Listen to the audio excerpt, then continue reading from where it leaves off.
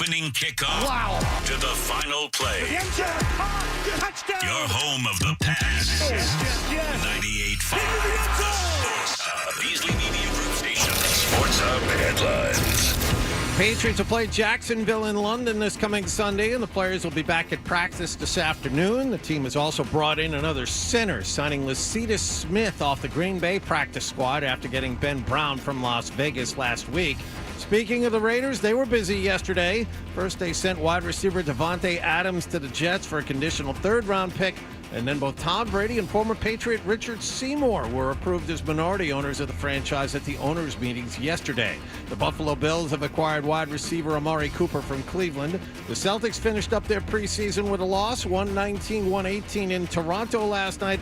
The starters played a lot in this one. Jason Tatum, 24 points. The next game is for real, Tuesday night at home against the Knicks. The Bruins open up a 3-game road trip against Colorado tonight. Ryan Johnston and Bob Beers have the pregame at 9 and the face-off at 9:30 here on 98.5 The Sports Hub. Red Sox outfielders Jarren Duran and Wilyer Abreu were both announced as American League Gold Glove finalists yesterday. And the Yankees beat Cleveland last night 6-3 at the stadium. Garrett Cole struggled into the fifth inning, but he still left with a 3-2 lead. How would you sum up your performance tonight? It was all right. Ben, don't break. Clay picked us up. That was huge. The Yankees now lead the American League Championship Series 2-0. Sports Hub headlines are brought to you by PayBlocks. Need fast, secure payment solutions for your business? PayBlocks has you covered, just like your favorite team. PayBlocks delivers every time. Score big with PayBlocks, where payments are quick and easy. Visit payblocks.com. That's PAYBLOX.com today. I'm John Wallach on Boston's Home for Sports, 98.5 The Sports Hub. Your next update at 6:30. Listen to it, laugh at it, get mad at it, agree with it, argue about it. It is Boston Sports. Boston Sports. And it is all we do. 98.5 The Sports Hub. Afraid hello. Mm-hmm. Hello.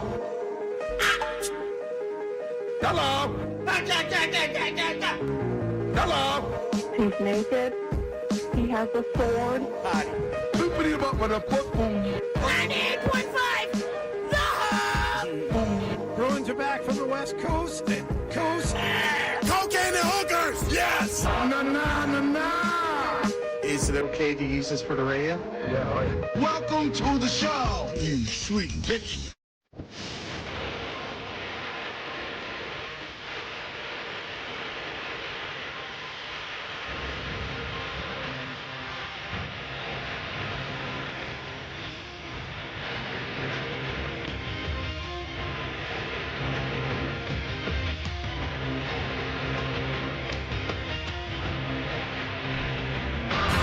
Hey, good morning, everybody. Good morning.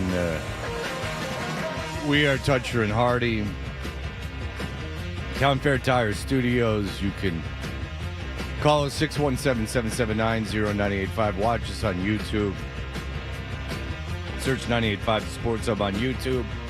And you can know that we are brought to you by FanDuel Sportsbook. Make every moment more with FanDuel. Hello, everyone. Hello. Hello, Fred. Yeah. Hi. Hi. Good to see you. Oh, thank you. I can imagine. It's good to see me. We were worried about you yesterday. You should be. You should be. How's the RIA? It wasn't Rhea. I was feeling I was like stuffed up and my throat was hurting me and I was very fatigued. And then my throat was bugging me enough I couldn't sleep. I didn't get to sleep till 5 o'clock in the morning yesterday. And that's when the throat thing happened the last time. Is that I was not sleeping, and when my throat bothered me, I was coming in. The worst thing is doing it from home because you got to talk louder. Like for some reason, like you talk. Believe me, there's projection and all this crap that I'm supposed to do. I don't know if I do any of it, but at home it was worse, and that's where it really blew out. And I still have that leukoplegia stuff, so I get a little paranoid. It doesn't happen often anymore. and probably because I'm a little healthier. But it doesn't happen very often anymore. But when it does, it's the difference of missing one show or missing 5 weeks again, and I don't care to do that. I don't want to blow my throat apart. So whatever. There's discoloration, and you don't want that. There's discoloration on my throat. Oh. It's leukoplakia. It's this white discoloration, which they believed was cancerous, but it turned out not to be. Can I see it? You can't see it. I mean, parts of you could see it if you put a camera on them. Well, it's just, I mean, You understand what I'm saying? You know my thoughts about home surgery, and I think there's probably something. The home part's right. You put a camera on something, you can get back there. Yeah. I can handle it. There's all kinds of stuff that we can be doing. Yeah, if you don't believe me, you can put a camera on it. I know how you hate, the driving places and going to the doctor, and let me poke around in there a little bit. Yeah, I hate driving places and going to the doctor. You're absolutely correct. Most of us love it. Yeah, it's a lot of fun for everybody. I'm driving places and looking for the doctor. I assure you, I drive plenty of places. But yeah, that's the deal. So, and then I was able to rest that. So it's good, and it's all right. I have to go to the throat doctor only every 3 months. It was every month. Now it's every 3 months. So good. Did I tell you guys, we didn't get to it because there were all the Patriots things that were going on, but I've had some people reach out to me as they know I'm an aficionado. I saw the movie Saturday night on Friday night. Almost went and saw it on Saturday. We didn't quite have enough time, but how was it? It's not bad. There's people I like in it. You'll recognize, if you're a comedy dork, you'll recognize a bunch of people like Big Head from Silicon Valley's in it. There's a woman that plays Jane Curtin who's good looking, and I couldn't figure out who she was, and then she was on this Fox TV show that I had watched. There's a bunch of it's good. It looks like they picked a very attractive woman to play Gilda Radner, or a somewhat attractive woman, which That's wrong. What are you doing? Well, Gilda had sex with this is what I'm saying. Dan Aykroyd and stuff. This would explain this thing that I've heard many times over the years. Everyone fell in love with Gilda Radner. Mm-hmm. Like she was the femme fatale. She was the one that just everybody gravitated toward, and I have the same thought, John. I'm like, Gilda Radner? Seriously. And everybody, apparently anyone who ever spent any time with her or dated her once was like madly in love with her. So I think it helps that they probably found someone, dare I say, a little empirically more attractive than Gilda actually was to help sell that point. Do they try and sell that point? No. Oh. But they do have the guy from Winston from New Girl plays Garrett Morris, which is very exciting. And for me, my daughter and I, as we got very excited when that happened. But it's what it is. It's in real time. It starts at 10 o'clock at night, the Saturday of the first Saturday Night Live, and it ends after the first sketch. So it's like in real time. 90 I noticed minutes. that the movie was like an hour and 40 minutes long. Yes. So that makes perfect sense. And so, but what they do is they take some creative license and they cram like a bunch of stuff that happened in the first 5 years into that 90 minutes. Oh. Like Belushi and Chevy Chase get into a fight. Oh. But that didn't happen. That happened the next year, and it was Bill Murray and Chevy Chase, so they kind of make it that. Okay. Chevy Chase goes to talk to like affiliate guys, and a guy from the network taps him and says, Johnny Carson won't be here forever, blah, blah, blah, blah. Well, that obviously didn't happen before the first show. Right. So that happened later. They stretch the truth with some stuff, but who cares? Is my Whoopi Albert Brooks portrayed in this film? No, but Billy Crystal is portrayed quite a bit.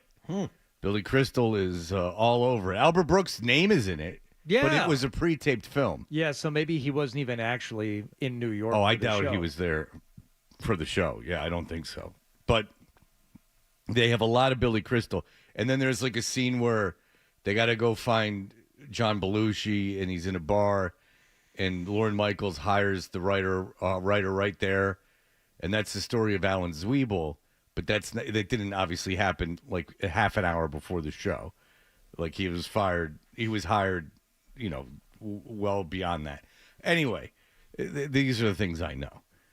Do you see how pathetic this is? But nonetheless, I liked it. It's 90 minutes. It's filmed kind of in real time, And it's well done. and I think it's fairly well done. Yeah, All right. I think it's fairly well done. I enjoyed it. So there you go. There is my review. And I am seeing far too many movies, but this is my life now. That was what we were going to do while we were killing time at Legacy on Saturday, while my son had like a birthday party or something. But it was almost like a family outing. The closest thing our family has to a family outing anymore, which is 3 of us.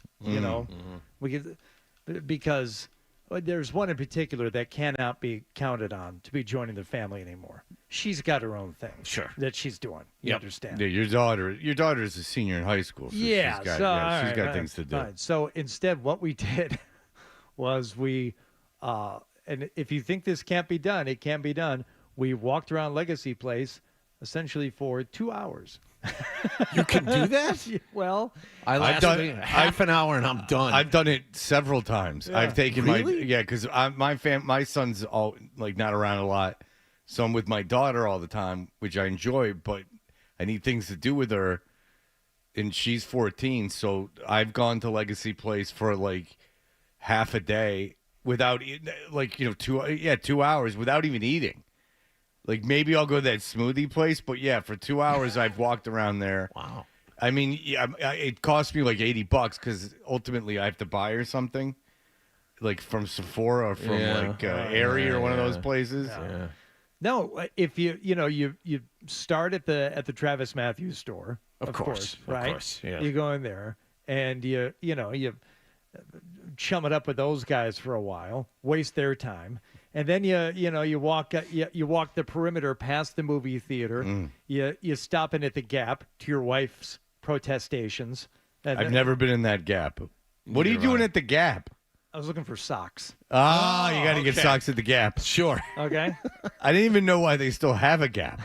I haven't been in one of those in a You long can- Well, no, it's a Saturday Night Live skit. That's how I always. Speaking of Saturday Night Live, I'll just always. Yeah. That's what it will always be. Belted. You continue down to the Carhartt store, which is, oh my God, is that right up my alley? Because it says like working guy, but you're not really a working guy. You just want to think of yourself as one. So why don't you come in here and look at some Carhartt stuff? Plus, it's a Detroit company, so I'm always on board with supporting Carhartt, and it's great gear. I mean, this jacket I'm wearing today, I've had this for 5-6 years, and my big green one, I've had that for like 15 years. Well, that's a problem because usually jackets just disintegrate. Sometimes, Fred, they're not as good as they were, but this one is. And if there's one problem I've had in my life with clothes, it's their deterioration. Right. Well, I should get you some mothballs, because that's probably the issue there. I just think that's funny. Like, this jacket has lasted me a long time as opposed to like all the other jackets that just fall apart. How about this? It's not got only down coming out functional of but them. stylish. Sometimes the zippers break. Sometimes the snaps don't work. Sometimes they start fraying at the cuffs. Not this bad boy. I'm very happy for you. Yeah, you. I mean, great. you I'm got to glad hand it John's to on Carhartt board. because my North Face jacket is just is Yeah, falling. piece of crap. I'm just gonna say. I mean, This probably North Face lasted a jacket week. for a decade. Remember when we got those free Lions hoodies? That's good. Those got to be 10 years old, and I had that on yesterday. They're still cooking. Okay, but do you wear it every day? I mean, in the winter, I've worn this I probably wear this 3 days a week in the winter for 3 days a 5-6 week. years now. The only kind of jacket I've ever had that got ruined is a suede one, which for some reason when I first got out of college, my parents gave me some extra money, and so I went off and bought a suede jacket, and it got ruined. Well, it's like the Seinfeld. It got ruined like the first day I had it. Right. But my point is this. Go ahead. Got to stop at the Carhartt store. I've been in there. Love the Carhartt store. And I did buy socks there. Oh, so did you go into the Gap and find the socks that they might fall apart? Not to my liking. So you went to the Carhartt store and you go, these socks are going to last. I'm wearing a pair right now. Let me tell you something. This sets you plumb free. Now, You can also walk down to the Apple store if you want to subject yourself to that madness on a Saturday. Yeah. I would advise against it. I told you that I went in there. Oh, maybe I didn't say it on the air. I went into that Apple store, and I said, "Hey, I want to get a new iPhone because mine's at the point where it's not working." And the guy went, "Okay, 30 minutes." And I said, "No. I don't need anything, but I just want to buy the iPhone. Just give me the iPhone." And he's like, yeah, that's give me 30 minutes. And I go, I said this to the guy. I go, are you effing kidding me? I go, I know it's not you, but Apple expects me to effing wait here to buy something? Go get the box. Bring it out here. I'll give you my card. Yeah, I don't need you to do anything. I need you to hand me the phone. Like, I don't need you. Half an hour, sir. Yeah, I don't need anything from you. You can't walk in the store, pick something up, and bring it to the counter. You have to meet the guy who then puts you over in the corner, and then you have to wait for another guy or there's woman. A doorman. It's like Steve Rubell. Exactly. It's Studio 54. There's a guy out there that's got a pad. And he's checking the list. There are ropes to see if too, you can buy outside it. the one in the Natick Mall. There are ropes you have to wait behind. So That's now true. I'm just going to go to like a Verizon and buy the phone. I mean, it's ridiculous. So they don't care. They don't care. I said that's literally. I don't need to try it. And like I understand what an iPhone is. I want one that works. I have the money for it. Just let me buy the phone. No. Was this at Legacy Place in Dedham? You said you were, Hardy, and you spent like 2 hours walking around there? Yeah, and just very briefly, as my wife popped into one store, I'm like, I'm not going in here. It's all girls' clothes. And we had passed this kid on the sidewalk a minute ago, and I kind of noticed him because he was a large, strapping lad. And I step outside the store. He had doubled back, and he said, "Are you Hardy?" I'm like, "Yeah." And he goes, "Oh, man, I love you. My dad and I listen to you every day. Can I get a selfie?" and all this stuff. And it's, there's this really warm moment, And the moment he walks away, Marcy walks out of the store. I'm like, "Did you see any of that?" She said, "No, what?" I said, "I'm a freaking celebrity, that's what. And you don't believe me after all these years. You will not recognize nor give me any credit in this regard." She's like, "That didn't happen." I said, "A guy came up and asked me, his name was Will." And she's like, "Oh, that's a nice name you made up." I'm like, "No, he was just here. He wanted to take a picture with me. He was so excited." She's like, "Let's go to LL Bean." Yeah. I'm just fascinated that you spent 2 hours walking around Legacy Place when you're a 10-minute drive maybe from the Blue Hills. You could have gone and spent outside. I can hiking. I live near there. I'm at. If I want to make you really jealous, I could literally go hike the Blue Hill. Not Blue Hills. Blue Hills Reservation. But Blue Hill. I could hike to the top and go to the weather observatory every frickin' day if I wanted to. Pick a day. I'll meet you. Go a little hike. That sounds a little outing. Do you think this was a mistake? What do you think? Adam just wants to shoehorn in that he communes with nature. Well, I think that's very obvious. Dan, go ahead. Big construction working Hardy. I got a question for you. Have you ever thought about getting one of those hard hats, rolling up to a job site with your Carhartt and your pickup truck, and just, I don't know, pulling out the lunch pail and just shoving it up with the guys until they figure out you're not supposed to be there? No, but that would be good audio. Okay. How long could you infiltrate a job site until they kicked you out? Yeah, I think that would be amazing. That's not bad. And here's what I would do. I've thought about this for my next truck. I thought about going white, and I want to put an orange pylon in the back of the bed of the white truck. You want to know why? I don't know. But I know a lot of guys. Set it up next to a manhole cover? They've got one or two orange cones in the back, and they're always white. It's always a white pickup. Mm-hmm. My buddy Liam is, in the trades. He's always white pickups for him and his brother. That's all they buy.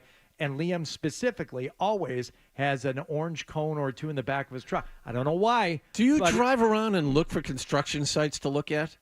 How dare you? Do you? No. You drive around.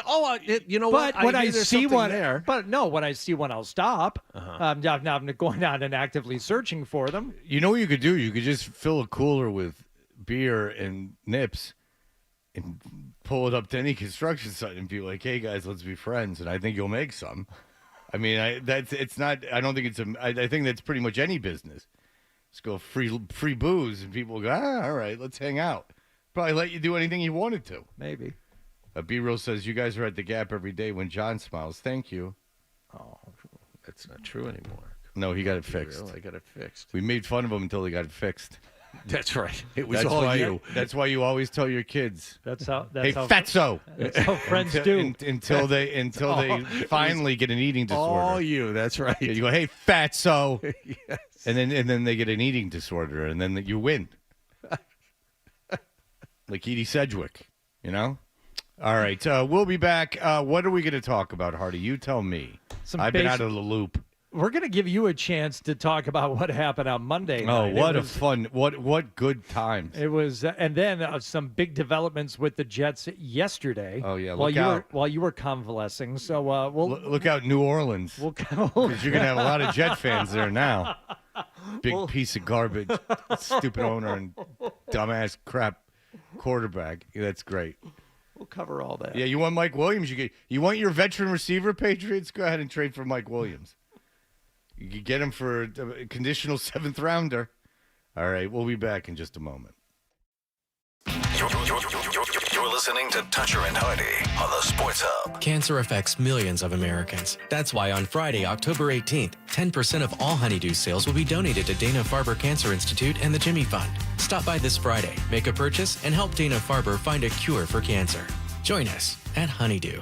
McGovern Automotive Group is hiring for sales team members and vehicle valets. With the best compensation plan in the industry and a generous bonus structure, McGovern Automotive Group is proud to offer their employees the opportunity to make a good living and work their way up within the company. McGovern employees enjoy flexible schedules and a great work-life balance with great benefits including medical, dental, and a 401k match from day one. And with 25 locations across Massachusetts and New Hampshire, there's bound to be a convenient spot for you to start your new career. Ready to join a winning team? Visit McGovernCareers.com today. That's McGovernCareers.com. The pros know nobody beats FW Web. With extensive inventory.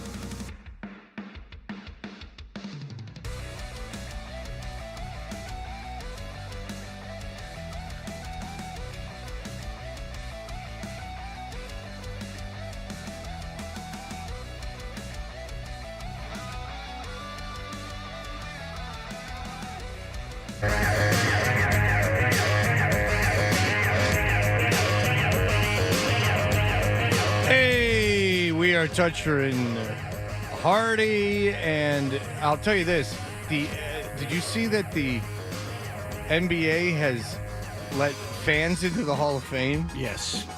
Spike Lee is now in the NBA. That at least makes sense. A guy named Alan Horwitz, a Philadelphia real estate mogul, is in the Hall of Fame as well. As is Billy Crystal, I believe, who's not even from New York. I thought he was. He's from New York. He's not even from Los Angeles. It's obviously for being Clipper fan. Yeah. But he's not even from Los Angeles. I thought he was the big baseball guy. I learned that from the Yankees. Yeah. Hey, Willie. Yeah. I learned that from his wonderful stand-up routines and also from City Slickers. Yeah, big baseball guy. Well, Him and Bruno Kirby. He was a Mets fan in City Slickers, so he had to play that role. Yes. He had the Mets hat on. But, yeah, he's gone out there in the uniform and sat at shortstop and done stuff. Billy Crystal's not gone out well. He's so talented, and then he really hit a wall. Do they lean into the baseball fandom in City Slickers 2, The Legend of Curly's Gold? Because I have not seen that film. No, they're just concentrated on that gold. Oh, okay. Now that there's gold in them there hills. I saw that movie once a long time ago. At the beginning, he's running with the big cow that has grown up on a big city, on a big street, you see. And the cow's name? I don't know the cow's name. I don't know. I want to say Marvin, but I think that's wrong. All right. What's going on? I can't do anything until I find out the cow's name in the City Slickers. Oh, God. Okay. Jesus Christ. I can't.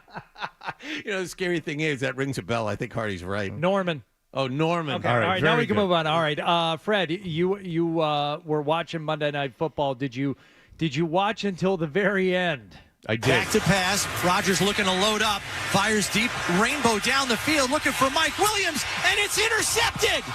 Taron Johnson. Welcome back. A humongous interception by the nickel corner. Now, in case in your fever dreams you had forgotten or you weren't able to access the media yesterday, the Jets did lose Monday Night Football to the Bills, 23-20 the final. Aaron Rodgers taking all the blame himself after the game. There's two verticals. Allen's down the seam, Mike's down the red line. So I'm looking at Allen. He puts his hand up, three guys go with him. So I'm throwing a no look to the red line. And when I just peek my eyes back there, he's running an in-breaker. It's got to be down the red line. I was throwing it to the red line, but when I got to about here, I realized he was running an in-breaker, so I had to kind of adjust it a little bit. But the play is two guys vertical, one guy down the seam, one guy on the red line. What an ass. Well, now Devontae Adams is on the team. I mean, that pretty much tells you why. There was a phone call made last night, not last night, but after the game Monday night. I think that it was before that. I mean, Devontae Adams was there yesterday, and it was in the morning. So there was a call well made before the game. Oh, yeah. Aaron Rodgers knew Devontae Adams was coming in and felt perfectly fine throwing Mike Williams under the bus because they're going to, they're going to look to trade him. I don't know what they're going to get from Mike Williams. He hasn't been any good for this team.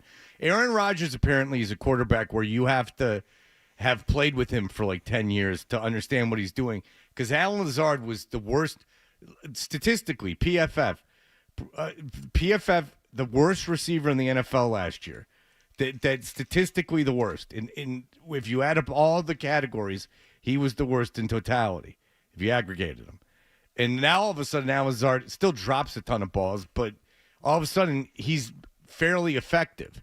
So the thinking is obviously that, Garrett Wilson, who was almost better with garbage quarterbacks throwing to him, is not enough. So they have to go out and get another guy that played with Aaron Rodgers because he's doing some kind of calculus that no one can figure out but guys that have played with him for 10 years. Well, the fact that he was not only there yesterday but making unofficial appearances.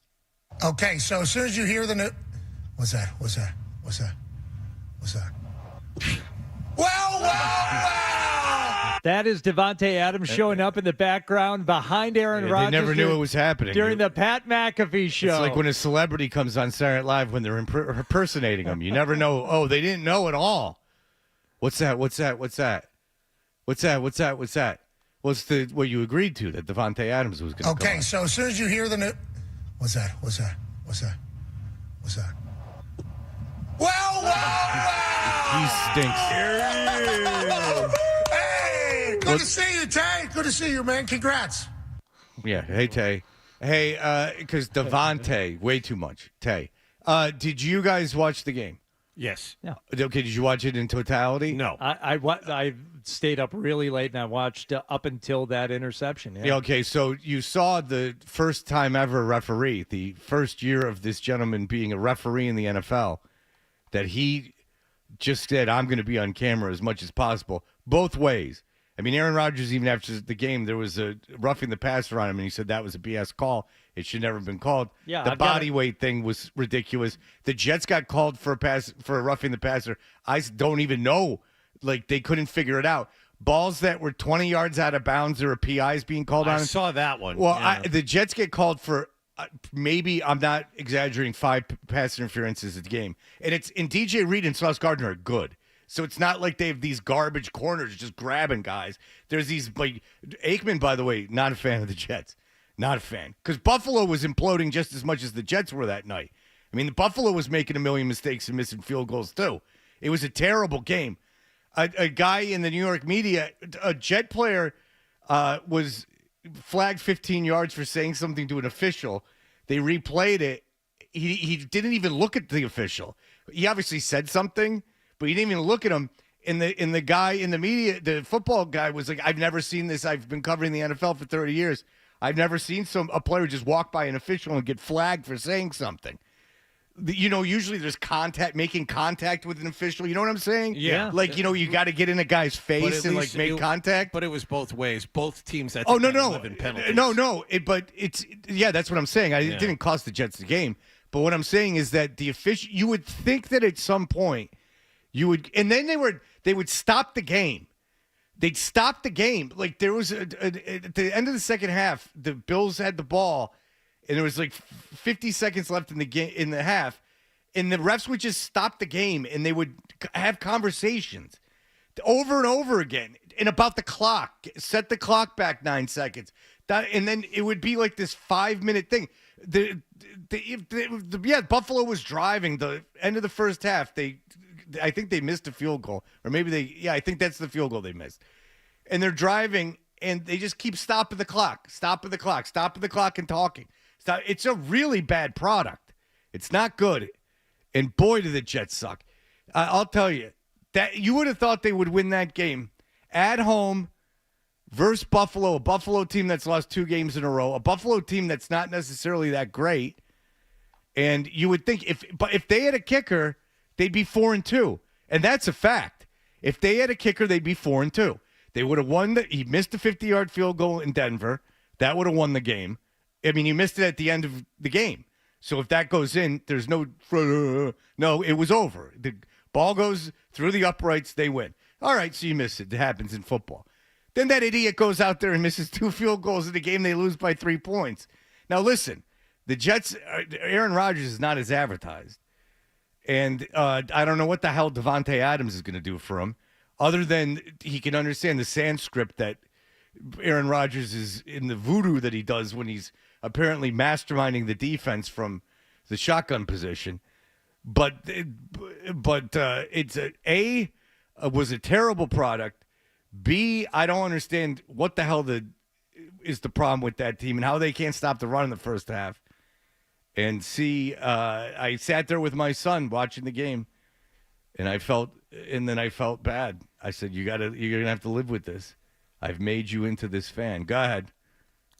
You had your hand up. Go ahead. Shoot. I want to make sure I have this right. Aaron Rodgers threw for almost 300 yards on Monday. I mean, of all the games, last Monday night, he looked better than he had all season. Well, that's not true. And how did he look better against the Patriots, of course?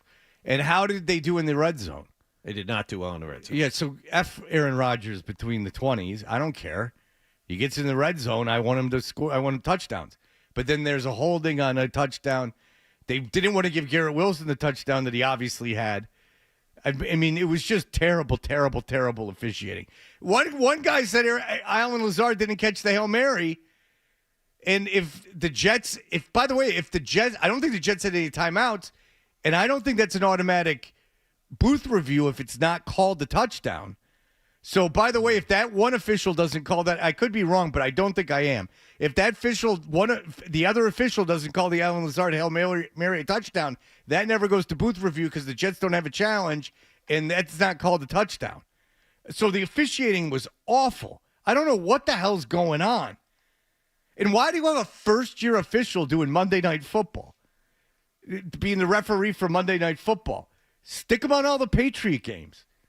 Well, they were on the Patriot game. What is that? What? Well, yeah, but I'd put them on all the Patriot, Carolina and Patriot Callahan games. told us yesterday that it was the same crew that was on the Patriots game a couple of weeks ago. That's right. So I put all the penalties. They'd have to discuss everything with each other. They'd have to sit there and discuss and throw flags when a big guy walks by him and says something not nice. Yeah. Do you when a writer, like an old grizzled writer, says, I've never seen that before, I take his word for it. He's not some stupid fan with Bill Belichick drinking orange juice in his avatar. It's a guy that gets paid. It's been at a million games.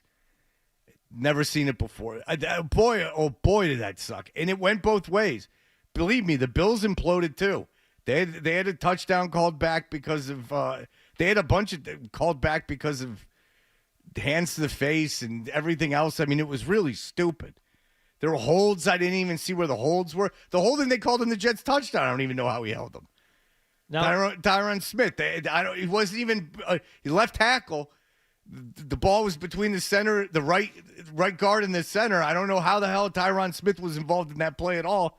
But there you go. That's a hold. I would say, though, Fred, this really goes to your credit for sticking with this team, because I had not felt like any real venom or hatred toward the Jets because, I didn't grow up hating the Jets. I didn't really care. I thought, Mark Sanchez and the Jets and Rex Ryan with the Jets, they were more buffoons than anything. But I'm finding that team now with Aaron Rodgers, and I do believe he has a lot to do with Saleh being gone, with all their problems still on the coaching staff and the offensive line. And what are they addressing? Nope. They're addressing, first and foremost, the head coach that Rodgers doesn't like and getting in a receiver that he does like. This has become a supremely unlikable team. Well, first of all, they did the offensive line. They got Morgan Moses and Tyron Smith. I mean, that's all they could do. Yeah, but I mean, at this point, you can't trade for a left tackle. Then they have one. When you're addressing the concerns, took a guy in the first round, a tackle in the first round. Addressing the concerns on the team for Aaron Rodgers, it was wanting to get rid of Saleh. Apparently, I don't think. Well, I haven't heard that from anyone that it was Aaron Rodgers. Look, I don't like Aaron Rodgers either. But Aaron Rodgers, I don't believe, made the call on Saleh at all, and I haven't heard that. The team is tough to like, and it's important for a true fan like yourself to continue to support them, because they've turned into the most unlikable team in the league. I can't. That's think of fair. Yeah, that's obviously very fair. Yeah. They have Aaron Rodgers, who does the Pat McAfee show, and bros it up with him. So yes, they're very unlikable. What's that? It's the thing you planned, stupid. It's the thing you planned. The thing that you knew was coming. Get back to vaudeville. Well. Yeah, you know what that is? That's Z100 Morning Zoo from 1985. That's the equivalent of a voice actor on a phone call. Right? Yeah. Is that what that is? If I want, you sent him flowers? But why the him roses? I've been phone scammed. Blech. All right. Anyway, so that's not Do good. people know that yet? What, that Roar of the Roses is fake? Yeah. I remember my ex-wife, I would go, War of the Roses is fake. And then she just was like, okay. And I'm like, well, that doesn't ruin it? Not fake in that the people knew the phone call was... No, that it's actors. It's all made up. It's all made up crap. Yeah. It's a service that there's actors, and that the station, right, after the show will call the service. There's a script. And, I mean, I'm sure the host can improvise a little bit, but they go by the script, and then, you'll hear it in every different market. Right. Well, I mean, there are radio stations that did bits that someone came... There was like a bandit that came and stole money, and that he would call in to give clues, and you had to find the bandit. I mean, there's radio is real dumb. I mean, there's no question about it. Yeah, you're not allowed to make prank phone calls. You're not. Everything prank. Even on Howard Stern, they're not allowed to make prank phone calls. If it's to a private number that's not over the air, it's not real. So, sorry. Those are all fake. All right, we'll be back. Here are the headlines. Sports Hub headlines.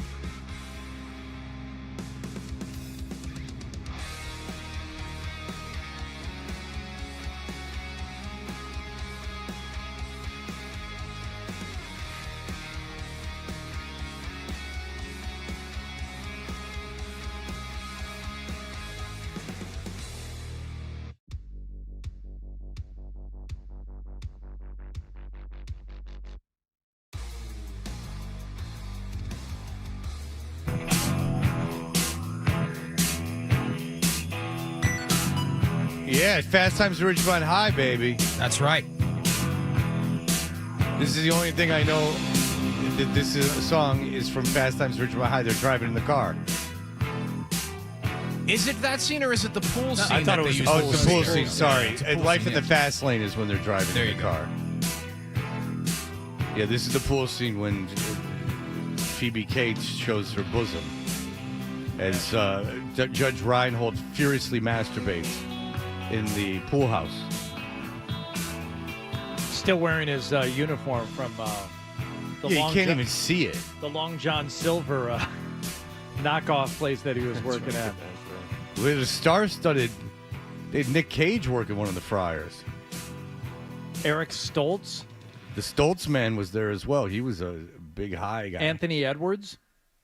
Anthony Edwards. He's one of the stoners. Yeah, and he knew. He's like, I got something in my back pocket, guys. And they're like, what? And he's like, a little thing called Revenge of the Nerds. And they're like, what is that? He's like, a rape fantasy. One small part of it. Yeah. All right. There's voyeurism fantasies. Yeah. There's the rape fantasy, and then The voyeuristic stuff, like, you can understand. The voyeuristic stuff, like, all right, it was a different time, and it was an excuse to show harmless boobies. Everyone was having fun. That like you can excuse. Like, you have to excuse some things. Like, you couldn't do it now. It's probably good you can't do it now. Very good, right? But it existed, and that's fine. Like, let's not, imprison everyone that had the idea for the movie. The rape scene, very different. yeah, That also is in 16 Candles, by the way. But the thing about 16 Candles is that, because you'll recall, I just showed, my daughter and I just watched this. You'll recall that they give Anthony Michael Hall the keys to the Rolls Royce. He takes out the girl that's I very heard the drunk. grill alone on that thing is worth $5,000. Exactly. And they go out. By the way, those two, the Cusack and the other nerd, fantastic in that film. Because Cusack doesn't play the nerd very well, but the other guy's just a straight up dork. That's great. Like, there's no way he was in another movie. They were like, that's all you can do. You be that dork. The 80s very big on dorks. John, you would have fit right in. Ha ha! And so, but he gets, and they wake up in the Rolls Royce, and they're still fully clothed. And he's like, did we? And she goes, yeah, I think we did. And so I think the joke there, now watching it as a 40-some-odd-year-old man, watching that, I think the joke is that they were kids and they didn't even take their clothes off, but they thought they had sex. So maybe you could even still do that. I don't think that you could give a girl to a guy. Probably couldn't do that. But the Revenge of the Nerds is they have sex. Mm-hmm. Like, there's no gray area. Yeah, Lewis takes Betty Childs under false pretenses. Yeah. 100%. And the fact that Anthony Michael Hall in 16 Candles they're both inebriated and they're not sure what happens, but the Revenge of the Nerds scene on the was the moonwalk. Yeah. Walking on the surface. And it's the Darth Vader mess. Yeah, very problematic scene in 2024. Mm-hmm. Yeah. Yeah, what was I going to just bring up? There was another. Yeah, and then he gets the panties from the girl. But here's my question. Now that Asian actors have, like, cool roles and, are heroes and action stars and things like that, do you think that you could do Long Duck Dong, that character? When was the last time you guys saw 16 Candles? Oh, it's been a while. Because I wonder if you could do Long Duck Dong now. I understand how it was problematic back then because Asian men weren't well represented in movies and it was like this like stereotype. But now, because I just saw it like 2 weeks ago. Like Long Duck Dong doesn't really do anything like bad, right? Like he is from China, and kind of the thing is he's been with these two terrible old people, and then he finally gets out and gets to act like a normal teenager, and he ends up getting wasted, having sex with the girl with the big boobies, and then getting beat up. Except for a gong playing, Long Duck Dong is like not a nerd. He goes out when he's allowed freedom and driving drunk and smoking cigs and getting laid. I mean, he has a pretty good night. Falls out of a tree. Mm-hmm. See, I think I understand why it would be looked upon, like, because I've heard Asian people talk about, like Long Duck Dong was his character, and it was like stereotypical, and I go, I get it. But now that Asian men are heroes in sex symbols in movies, I wonder if you couldn't have Long Duck Dong in a movie now. I mean, the closest thing we've had to like a really crazy portrayal of an Asian man recently, I would say, would be in The Hangover. Right. But it's nothing like Long Duck Dong. Well, no, but first of all, that's not based on him being Asian. Long Duck Dong is because he's from, but he could have been from any foreign place. So I don't really get it. But the bold choice in The Hangover is the full frontal nudity. I would not have done that. If you said you can be if I was him and they said you could be in The Hangover, but in exchange you got to do full frontal, and I was him, I'd say I am not doing the full frontal nudity. The actor who played Cliff, the other dork, not John Cusack, but the other one is Darren Harris, and I don't remember when I've seen these movies. He was in Weird Science. He plays one of the weenies. Okay. He's in Better Off Dead as nerd number 3, and he's also in Sheila and the Brainstem, which was his last film in 1989. Most recently, he's been a creative director at a place called Salesforce or something. Well, yeah, he's probably making $5 million a year being the creative director at an ad agency. But so the joke's on everyone. But yeah, he was not going anywhere after 16 Candles. Head of creative strategy at Salesforce. Yeah, he's probably someone who's making a great deal of money and is, cornered the industry and is probably a very creative person. There you go. But nonetheless, he doesn't even do anything. Just his look is so funny. Ted, that's a prom queen. And they have the goggles on their head, and he's like, And then they go take a picture, and they set up a tripod. Black and white would catch. The look he gives when they open the trunk and the jocks are getting ready to take him out, he kind of and they're like nonplussed. And he scoots over a little bit so they can lift him out easier. It's really good. It's pretty good acting. 16 Candles, good movie. It is. Now, Yes. I still don't know why she gave him her panties. That doesn't make sense to me. Can I borrow your underpants for 5 minutes? Yankees won last night. Yeah, 6-2. Judge hit another home run, so you can look forward to hearing all about that. That's right. They're up 2-0 I hope a Subway Series. I hope a Subway. I'll tell you, New York loves their baseball. They really do. They like their baseball more than they like their football. I'd go so far as to say. All right, we'll be back. Our good friend Adolfo was out in the streets of Dallas, Texas, and we didn't ask him to, but he sent us some audio, and we'll have that for you in a moment.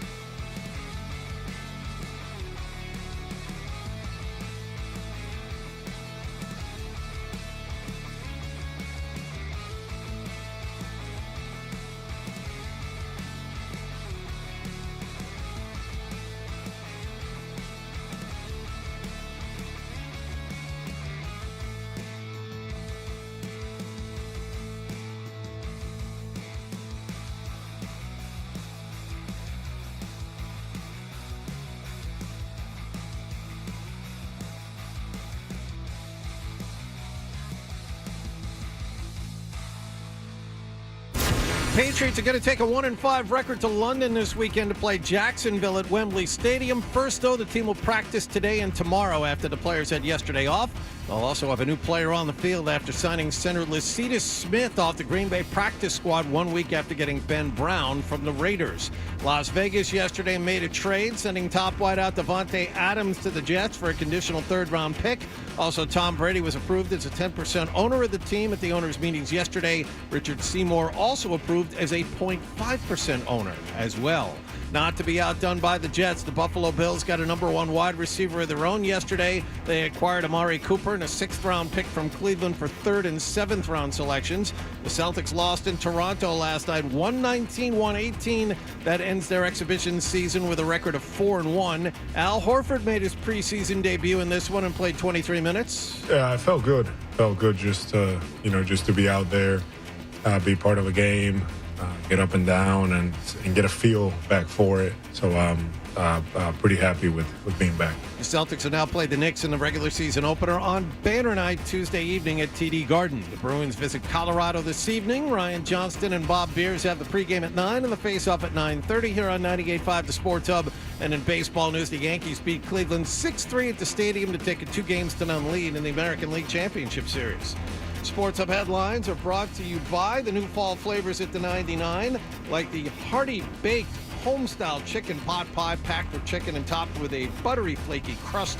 You gotta love the nines. I'm John Wallach of Boston's Home for Sports, 98.5 The Sports Hub. Your next update at 7:30. Boston's best sports talk. There's an app for that. Download the Sports Hub app for loads of stuff. Absolutely free. Connect with the shows, get podcasts, and more. Get it where you get your apps. Or at 985sportshub.com. Hey, if your alarm clock sounds like this is the show for you. Toucher and Hardy, the Sports Hub.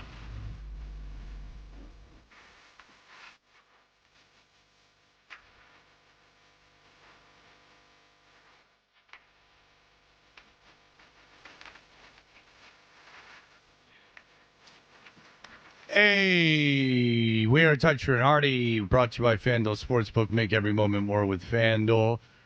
You can watch us on YouTube. Simply search 98.5 The Sports Hub on YouTube. Two things real quick.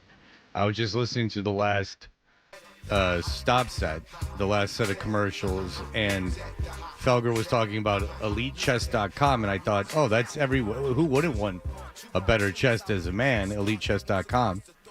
And I went to go see what was doing because, again, personal endorsements from radio personalities are the, non-sarcastically, the best way to get your business out there because people have a personal relationship with the host. So when they hear the host talk about something they believe in, they get interested. But I will tell you this. There's a hunky guy with his shirt off, big lats. Like, they show him, and then you scroll one little scroll down, and there's Felger.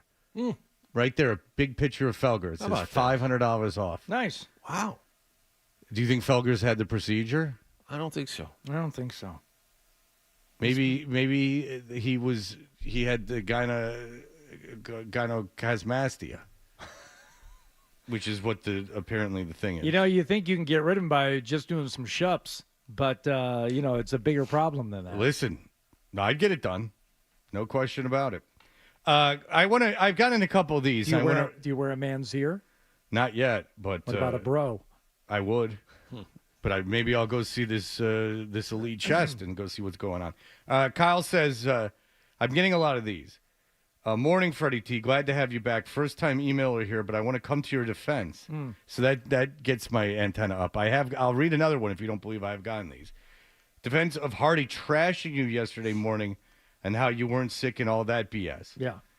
I want to go on a limb here and say you can definitely hear it in your voice that you weren't feeling the greatest today, so I can imagine how you felt yesterday. Hope all is well and enjoy the rest of the day. Love Hardy, but he loves to come at you when you aren't around. Yes.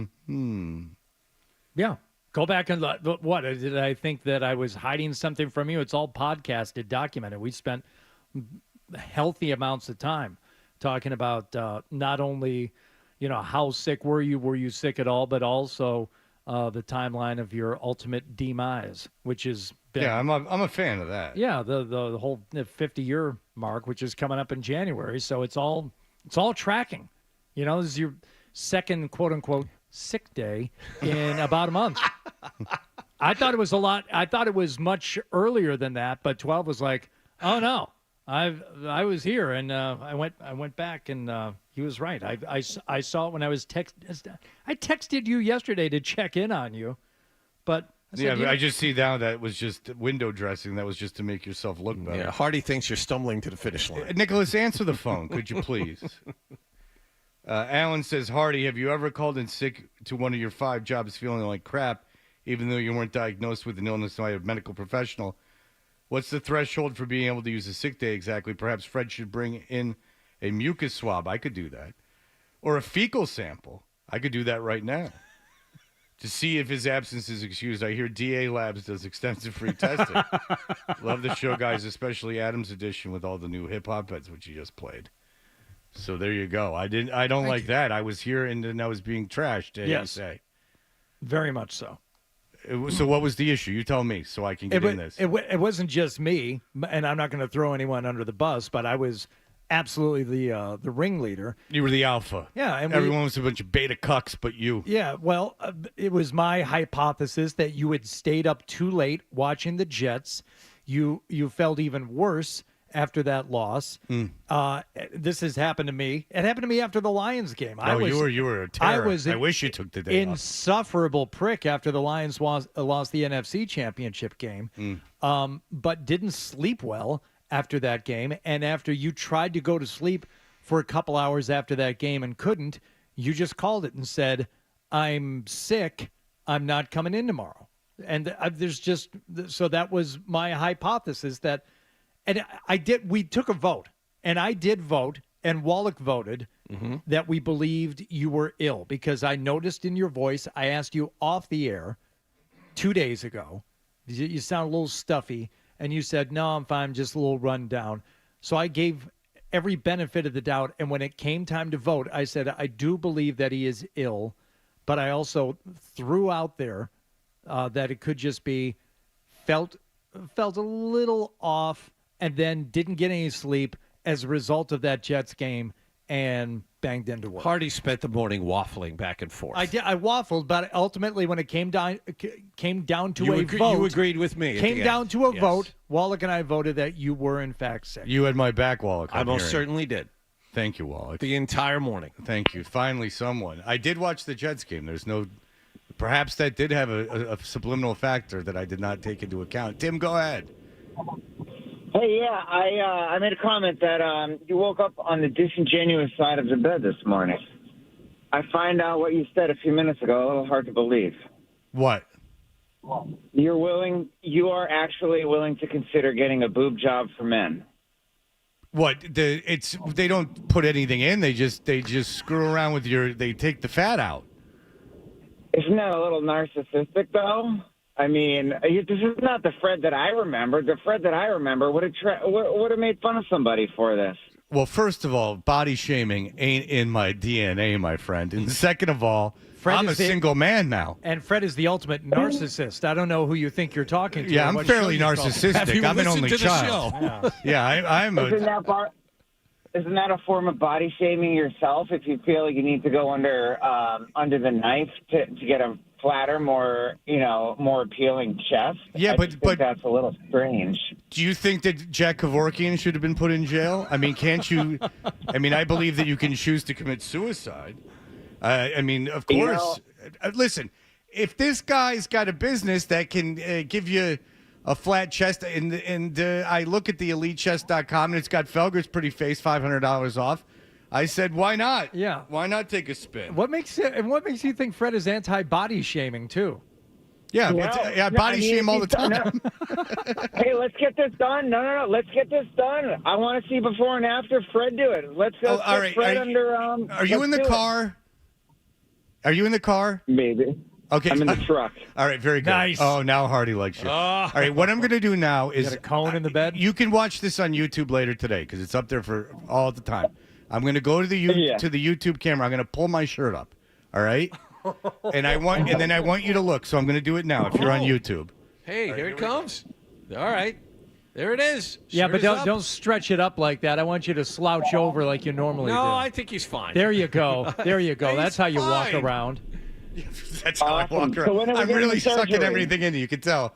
So I'm very hairy. I almost have a Superman gray triangle of hair in my chest. Yeah. But I want you to look at this, Tim, and say if I'm a candidate.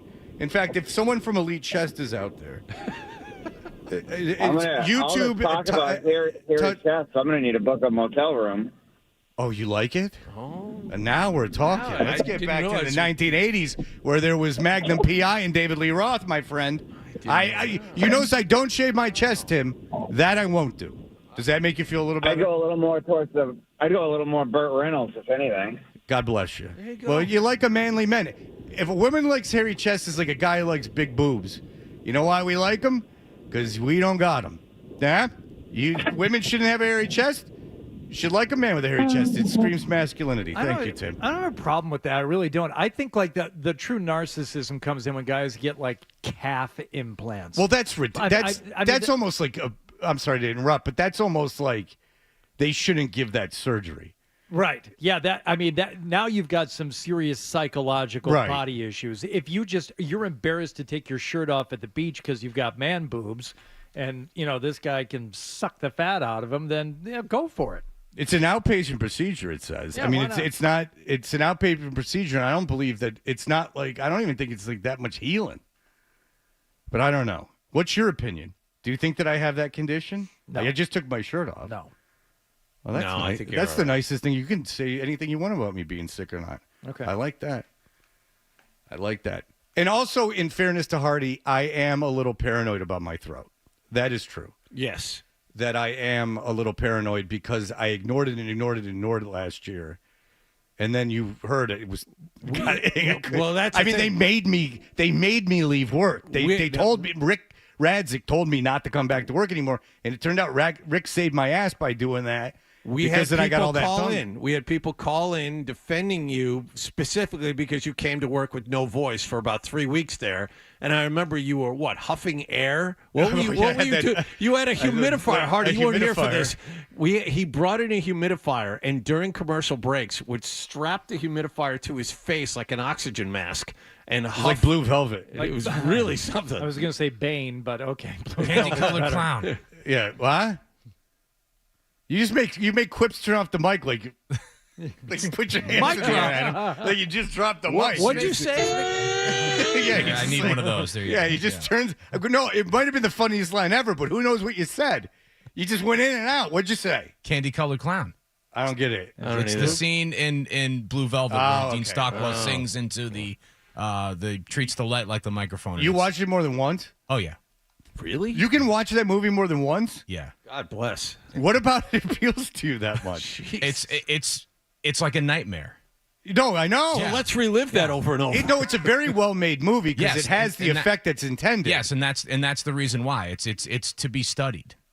I'm a Lynch guy. I like to watch David Lynch films. I like to watch them over and over believe again me, because you can get something different out of him each time. You have not watched Eraserhead more than once. No, just that one I can't do more than once. Because that is I literally would watch a it again nightmare. though because I haven't watched it probably in like 25 years. I would probably go back and watch it again because I don't remember much of it. But there's not much There's to not remember. much to remember. Yeah. That's literally a nightmare he had. Yeah. Eraserhead is literally a transcription of a nightmare that he had.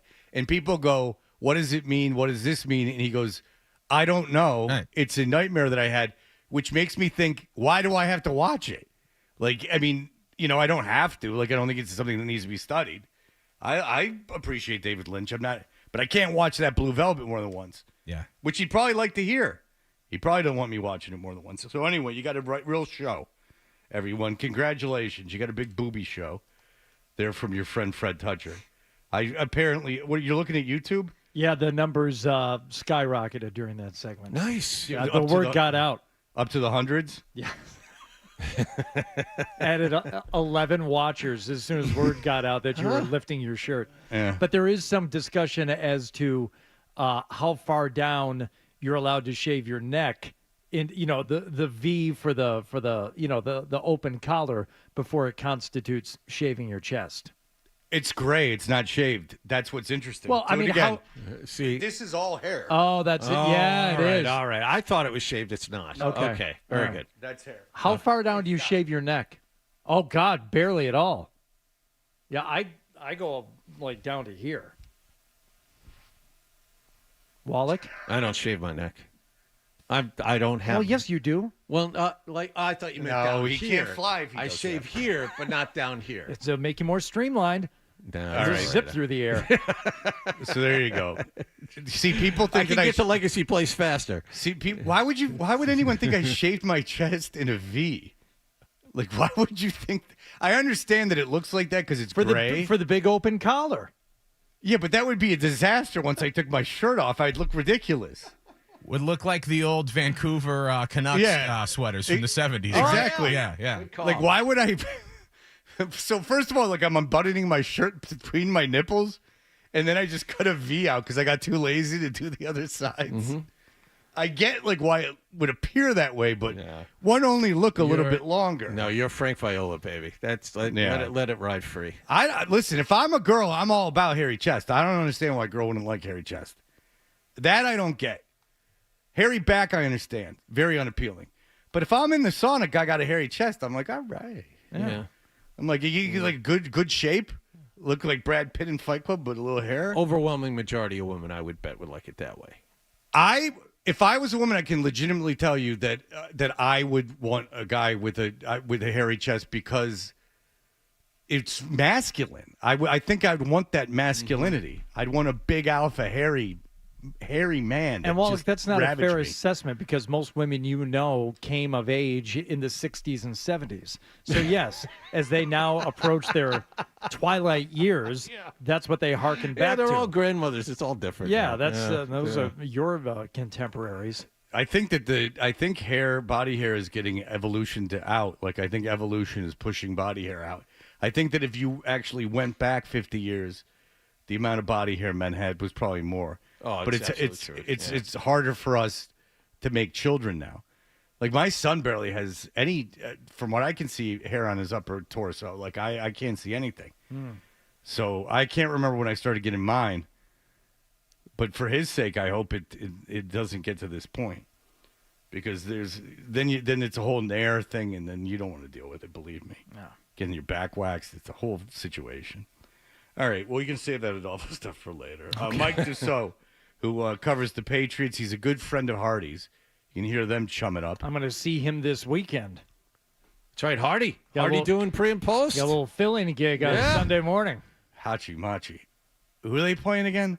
I'm not sure. Jacksonville.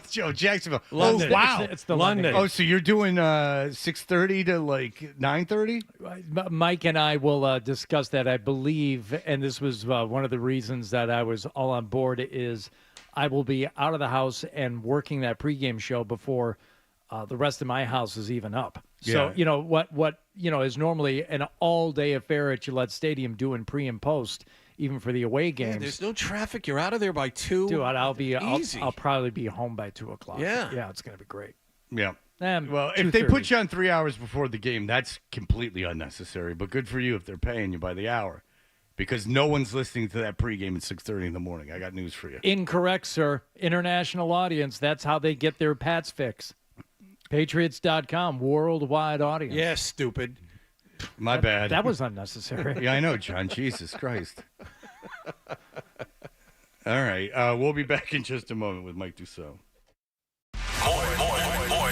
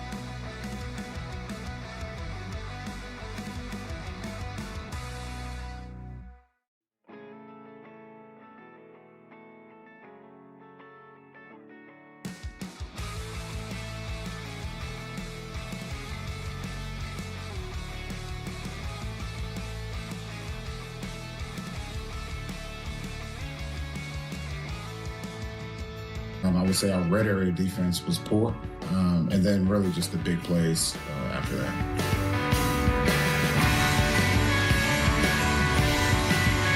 You know what Johnny's not afraid of? The red area. You don't care what time it is. Kaboom. Wow. You like that? No. Every time I hear red area, that's what I think about. You guys don't have that? You don't flash that? I don't know why they don't say red zone anymore. Like, it's like every coach is like, I'm not going to say red zone anymore. Okay. I'm going to say red area. I think Belichick started that. He's a real piece of garbage, huh? That Belichick? Careful, we've got the guy on the line who started the hoodie blog, so he's going to be offended. Oh, Mike by that. Dussault, how do you think Bill's doing with his commentary? Oh, I mean, there's so much of it, I can barely keep track of it all. So, there's definitely some good stuff. I love me a good Bill Belichick football nerd out, though, for sure. But what's he saying? Like, he doesn't really say anything. Basically, he said yesterday Dallas has to coach better and play better and execute better. Yeah, he's like obviously angling to get a head coaching job. He's got I shouldn't say a zero personality. He has a downright offensive personality. Like, he sucks. Like, no one. And you know who I don't like, Mike? Are people that go, oh, you don't know him. Behind the scenes, he's so fun. Well, that's obviously not true. He's a dick. He's like a sour dick who's learned nothing over the course of his life. Like, this vindictiveness that he carries towards everything. You know, he's 72 years old. You would think that my dad was kind of an a-hole, right? And like, my dad now isn't that much. He bugs me, but he's not that. He's calmed down. Like, everything is kind of, everything settles as you get older. Bill's just a off-putting dick. And whoever hires him, you get what you pay for. I think we have the And he's run off that whole Manningcast audience, and you can see by the numbers, they don't even have 1 million people watching that thing. You see that 800,000 people watching that thing with that dick on it. All right, go ahead. What do you got for your friend Mike? I'm sorry to put you through that. What's up? I don't like Bill Belichick one bit. All right, Deuce. All right. So the team's headed over to London here in a couple of days. Gerard Mayo's main takeaway after the game was they should all feel like crap based on the way they played for and with Drake Maye. Now, do you think that is like an honest assessment from the coach, or do you think he was just trying to caution these guys about, getting too happy about things after they lost another game, this time by 20 points? Yeah, I think I think there's definitely some disappointment with the way the defense played. And, I think you've got a young rookie quarterback in there, and you're hoping the team is going to kind of rally around him. And, I agree to an extent, but, also too, they're dealing with a lot. Putting Zach Thomas in at left tackle, sure didn't help matters. And starting a, first-time center right out of the gate who'd been with the game for, been with the team for 2 days, that didn't help matters either. So, I think there's a lot of excitement, a lot of things to be excited about with Drake Maye, but I think also too, the defenses has got to be better and has got to support him, got to get him, some takeaways. And I think he challenged them a little bit earlier this week. We've talked a lot about like the mood in the building, and you're in the building every day, and how you can say things from the outside and say like, oh, they should do this, or, we on this show spend a lot of time talking about how you should just keep playing Jacoby Brissett, but it's a different feeling and mood inside the building. Now, this is a weird week, as I said, getting ready to go to London, and there's some excitement there. But did you notice like a change in mood and the overall vibe around there once the announcement was made that Drake Maye was going to start? And since then, since he went out there and, looked like he is, in fact, a quarterback?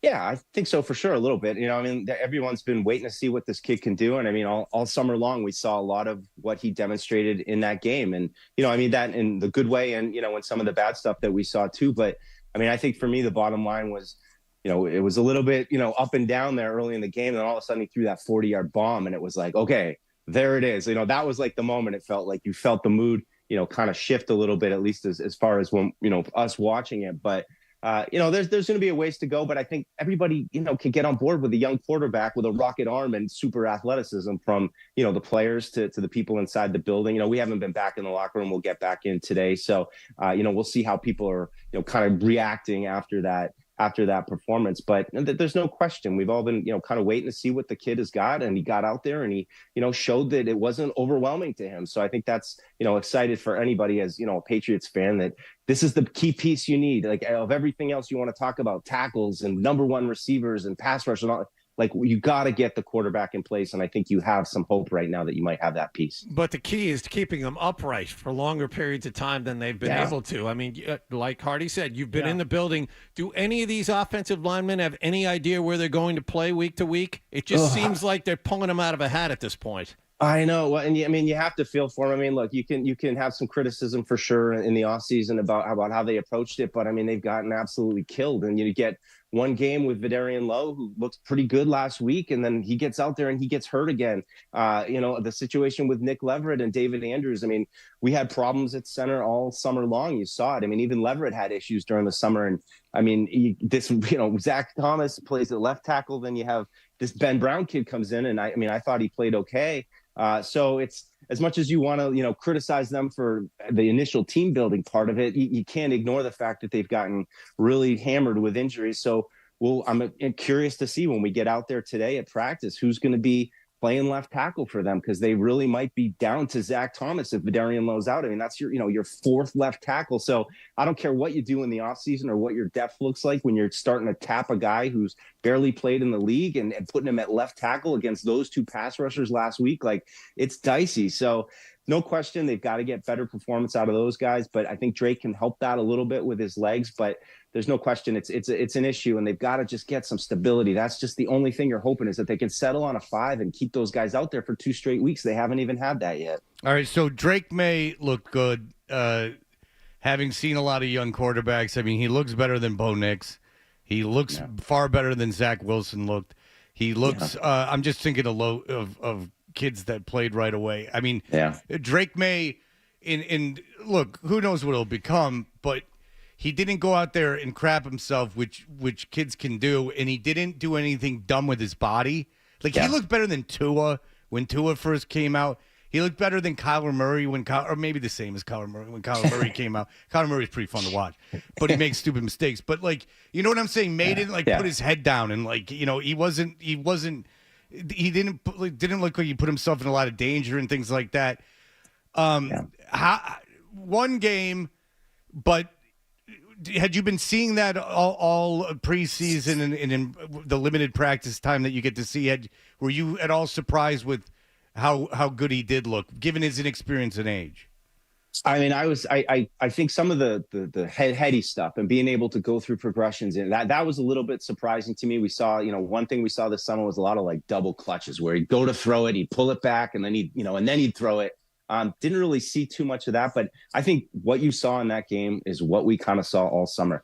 Totally willing to chuck the ball down the field. He's got some athleticism, looks very comfortable throwing the ball on the move, but there's, also some accuracy issues. And at times, there's maybe spots in the pocket where he can move up and, buy himself a little time. And so, we talked about it on our show yesterday. It's, if you had to pick something to have to pull out of a quarterback, maybe accuracy and consistency would maybe be it, because he's got the arm, he's got the athletic talent. And I think he's showing, over the course of the summer, a little bit of development of processing where he understands the game. I mean, you mentioned, Zach Wilson, who always just looked completely overwhelmed. And, the second or third game he played against the Patriots, he's just throwing picks left and right to Patriots players.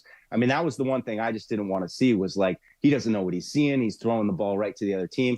I mean, you can criticize that first interception. That's kind of him, it was a little wild. He overshot the guy. He got picked off. He knows he can't do that. The other ones are, there's one off a guy's back. Yeah, and he's going to throw picks. Right. And by the way, if you don't think that Maye's mobility matters, watch that game Monday night. And I know it was the Jets competed in that game, but look at the sacks Aaron Rodgers takes and what Josh Allen can do. Josh Allen, touchdown pass, he stretches the play about 10 seconds after Aaron Rodgers would have been sacked.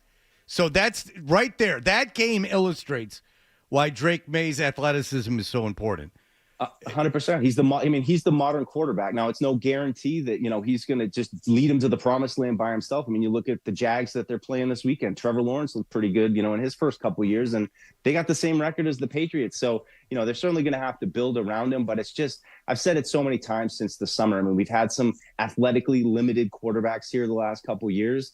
It's nice to know that, like, throwing the ball down the field, having some athleticism to get out of the pocket, even throwing the ball on the run, which, I think he showed that to that big play to Hunter Henry, but he's been comfortable doing that all summer long, where he's rolling out and he'll just chuck one down the field. So there's no real physical limitations on Drake, man. I think that's the exciting thing. And look, it's going to take some time. It's going to take some experience, but here we are, early in the season. He's going to get a bunch of games. Hopefully he can stay healthy and stack all this experience. And then next year you get into the season and you're cooking with gas.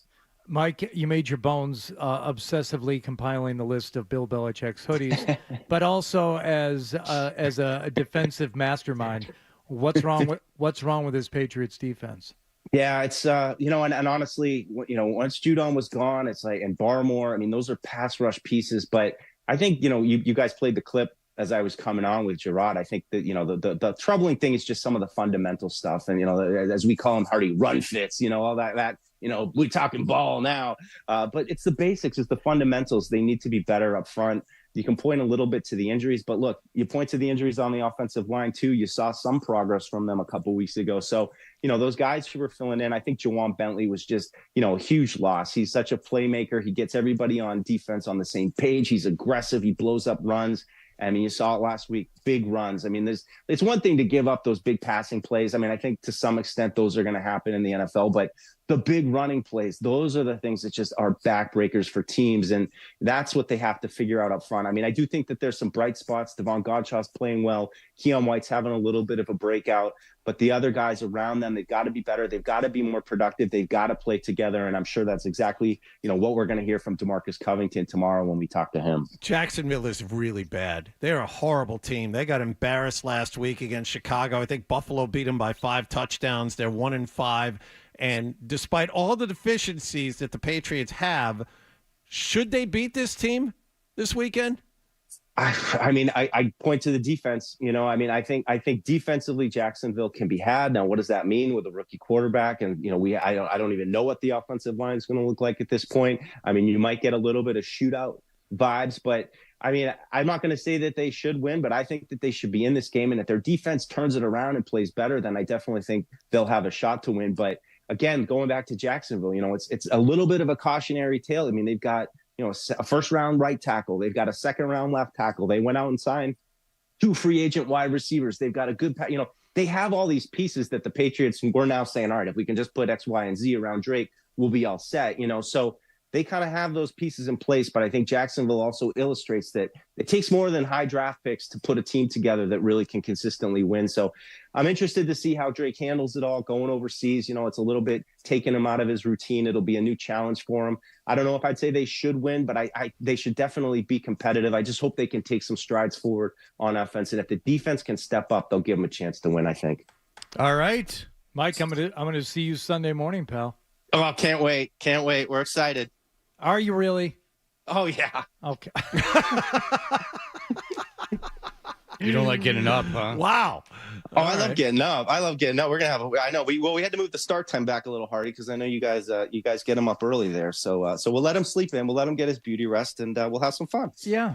Patriots pregame. Now, of course, that we have our own here on the flagship station, 98.5 The Sports Hub, but Patriots.com. We're going to start at 8:15 Sunday morning. 8:15 will be a power hour of fun, and I'm sure hijinks and comedy. So it'll be fun to catch up and have some fun. And how many spots are we going to run in that post game? Is it still the 190-second break in the 2-hour post game show?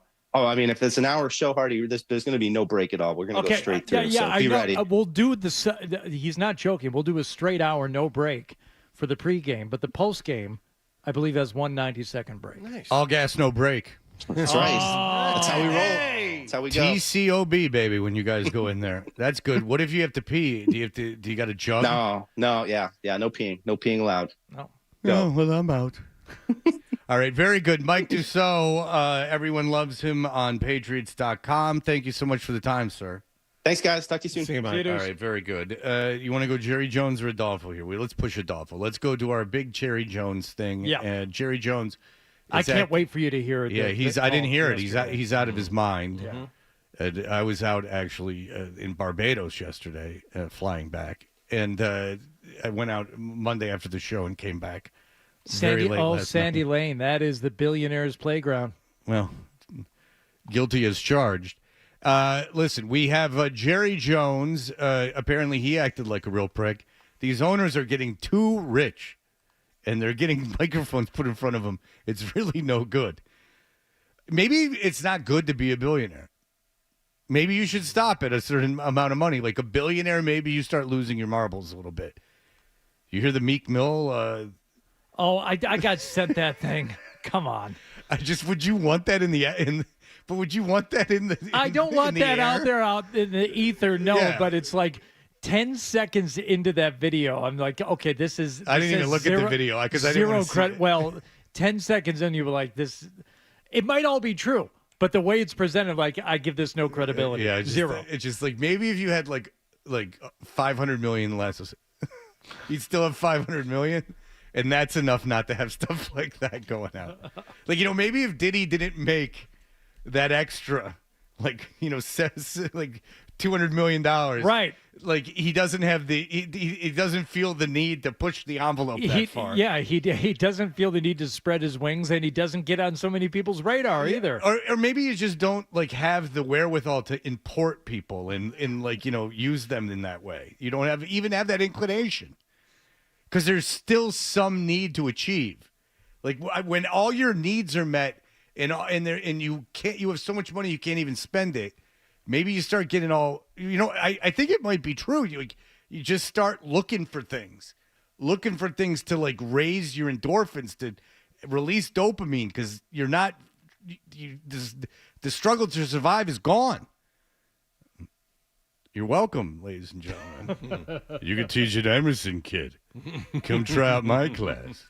All right, we'll be back in just a moment. Sports Hub headline.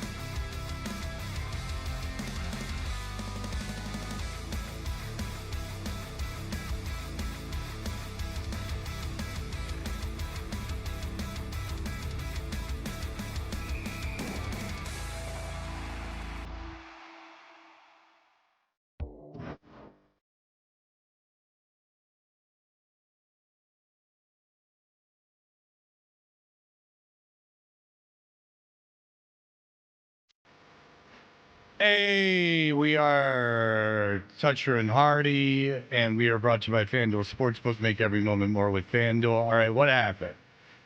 All right, so yesterday, Jerry Jones called into his. God, I love this song. This one that we heard last week, right? Yep. Oh. This is an esoteric song. Yes, it is. Esoteric selection, yeah. Yeah. Michael Kiwanuka. It's rolling. Thank you.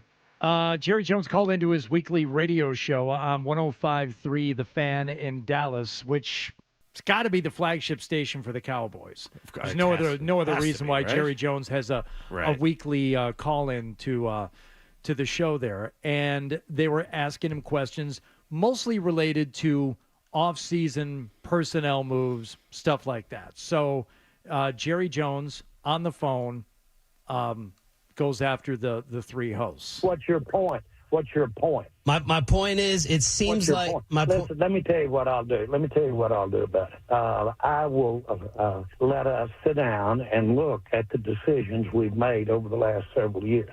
Okay, I'll look at it. Now, if you think I'm interested on a damn phone call with you over a radio and sitting here and throwing all the good out with the dishwater, you have got to be smoking something over there this morning. I'm not. And I really don't, and I don't even want our listeners to listen to me, to talk about, this is not your job. Your job isn't to let me go over all the reasons that I did something and I'm sorry that I did it. That's not your job. Well, my job is to ask why. why. A job, or I'll get somebody else to ask these questions, man. Jerry, we're trying to figure out why the team is. I'm not kidding you. I'm not kidding you. Yeah, so I don't know why they're laughing. It's not funny. And this is a Kevin Smith move. When I got into it with Kevin Smith, what I did is he came in for Jersey Girl, and we interviewed him, and da-da-da-da-da-da. And then whatever, I said, like, hey, the movie wasn't that good after he left. And then because he was obsessed with his message board, he looked at the message board and saw that I had said that the movie wasn't any good, and then he flipped out and said I was talking behind his back. I mean, this is all in his own head because of a message board. It's all in his own head. And then he's like, I'll buy that radio station and fire him, and I'm going to buy it and fire him. It's like this rich guy, D-swinging thing that he's going to do.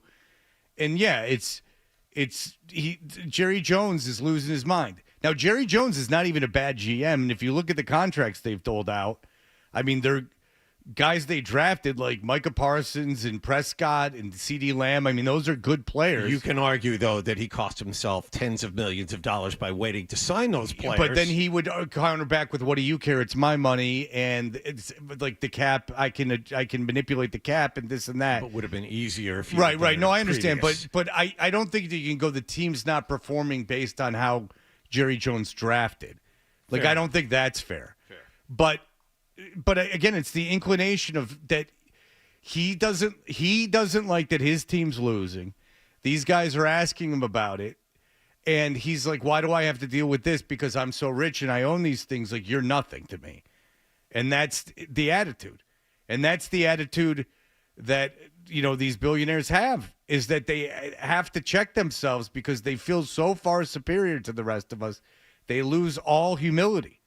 And that's what has happened to Jerry Jones. So, and by the way, real quick, if he really thought that he was a good GM and wasn't responsible for any of this, he wouldn't be defensive. Like, when people are that defensive, they know they're defending something. He would have tolerated it, kind of smiled to himself and gone on with the interview. Or tolerated it. Well, first of all, not resorted to saying, I'm going to fire you. Right. But second of all, he could have just come back at him about, well, Dak, do you think that – you could have done this. Do you think Dak Prescott's the top 10 quarterback?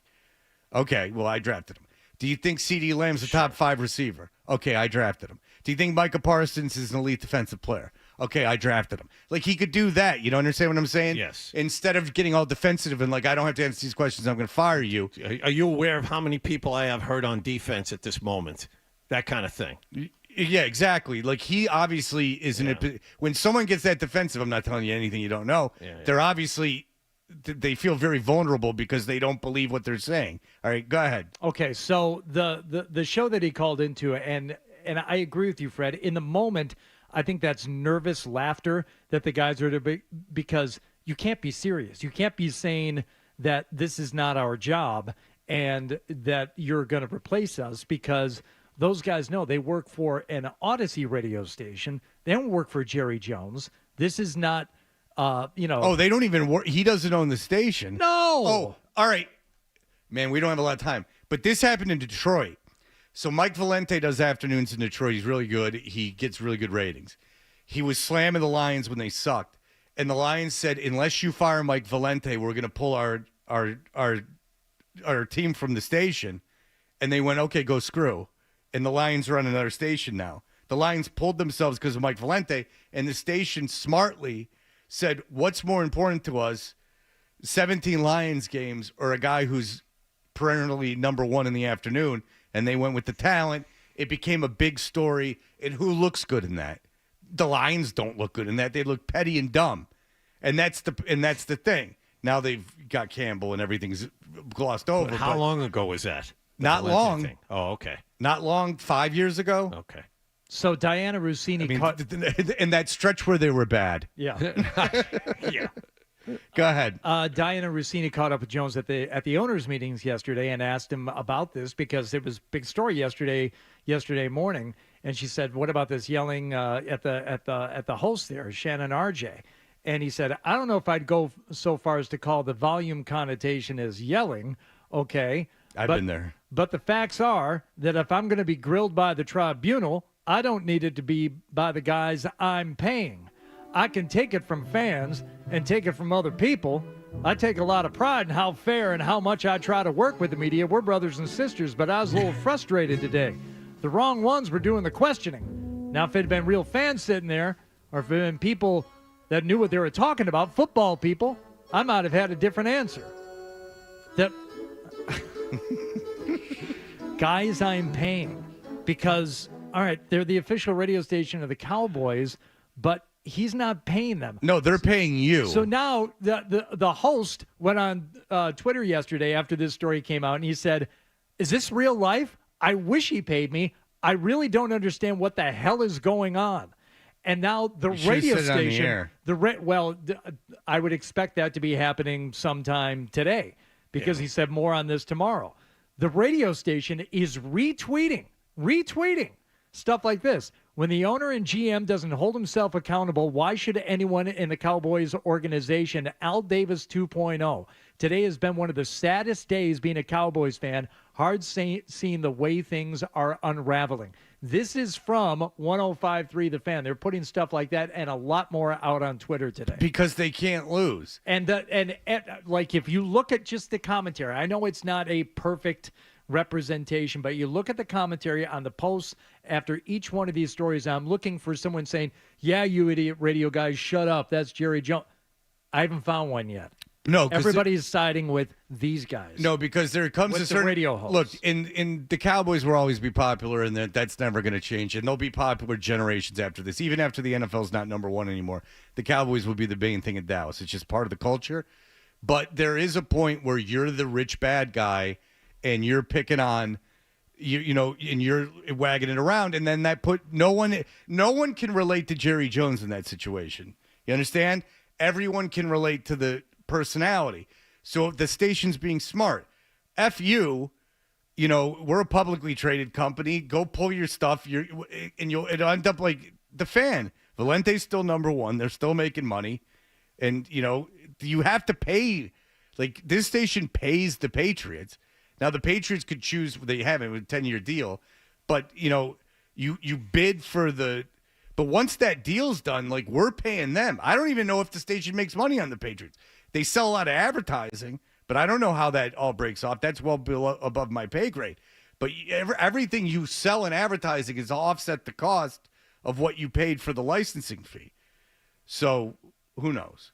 But Jerry Jones comes off like a dick, and it's almost like it's hard for me to get mad, because it's just so obvious that he feels incredibly vulnerable, and he handled that so incredibly poorly. The guys didn't handle it poorly on the radio station, but they didn't handle it the right way, which is like, are you what the hell are you talking about? I think You're in gonna the fire me. yeah, we're listening I to would've. a 1 minute version of it. I Yeah. would have. Well, I yeah. swear to God, I would have. I'm gonna. What the hell do you mean you're gonna fire me? In my, you would see money symbols coming out of my head because nothing can go wrong. It's not like he's gonna fire me and I'm not gonna get another job. What do you mean you're gonna fire me? You know you're going to get someone who will. How are you going to do that? You're not my boss. How are you going to fire me? What? So you're gonna get me fired because you don't like me asking you about why your team isn't living up to expectations? That's what you want to do. That's what I would have. Sure. And then he would have gone burr, burr, burr, burr, burr, and I'd be like, oh, because you're a billionaire now. Now anyone that says anything about you, you're gonna shut them up with your money. That what I would have said. You old dick. Yeah, well, no, I wouldn't have said that because then that's like with the Patino thing. I didn't say you suck. I said you stink. Yeah. Because I knew they could write it. Because some publications won't write. Thinking suck. on his feet. See All that? right, very good. We'll be back in just a moment. Joe Murray's my hero. You're listening to Toucher and Hardy on the Sports Hub. Oh, boy, another NFL week, and this year FanDuel giving you a chance to win big every Thursday night with FanDuel Squares. Squares like Super Bowl squares? Yes, but these are on Thursday night, and they're better because you don't just pick a square and say, what numbers did I get? No, you get to pick your own numbers. Different odds on different numbers, obviously, but you pick them yourself. You can pick as many as you want, and you see the odds ahead of time. You can even bet them live during the game. Huh? So go to FanDuel.com/Hardy, bet on squares, and if you're new to FanDuel, you can bet $5 to get $300 in bonus bets if you win. 21 and over and present in Massachusetts. First online real money wager, only $5 first deposit required. Bonus issued as non-withdrawable bonus bets, which expire 7 days after receipt. Restrictions apply. See terms at sportsbook.fanduel.com. Hope is here. Gambling helpline ma.org. Or call 800-327-5050 for 24/7 support. Play it smart from the start. GameSenseMA.com or call 1-800-GAM-1234. If you heat your home with Oiler...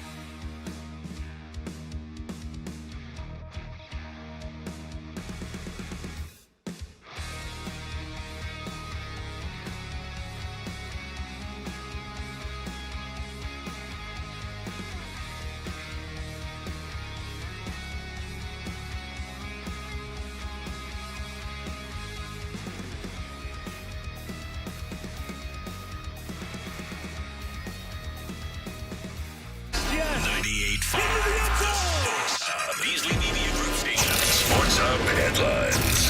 Patriots players will be back at work this morning and back at practice this afternoon as they get ready for a trip to London to play Jacksonville on Sunday. Also a week after signing Ben Brown off of the Raiders practice squad and playing him, the team yesterday signed another center, Lecitus Smith, off the Green Bay practice squad. In other NFL news yesterday, they had a lot going on. The Raiders finally traded Devontae Adams to the Jets for a conditional third-round pick. They've also put wideout Mike Williams on the trade block, and Tom Brady was officially approved as a minority owner of the Raiders franchise. The Buffalo Bills answered the Jets trade yesterday with one of their own.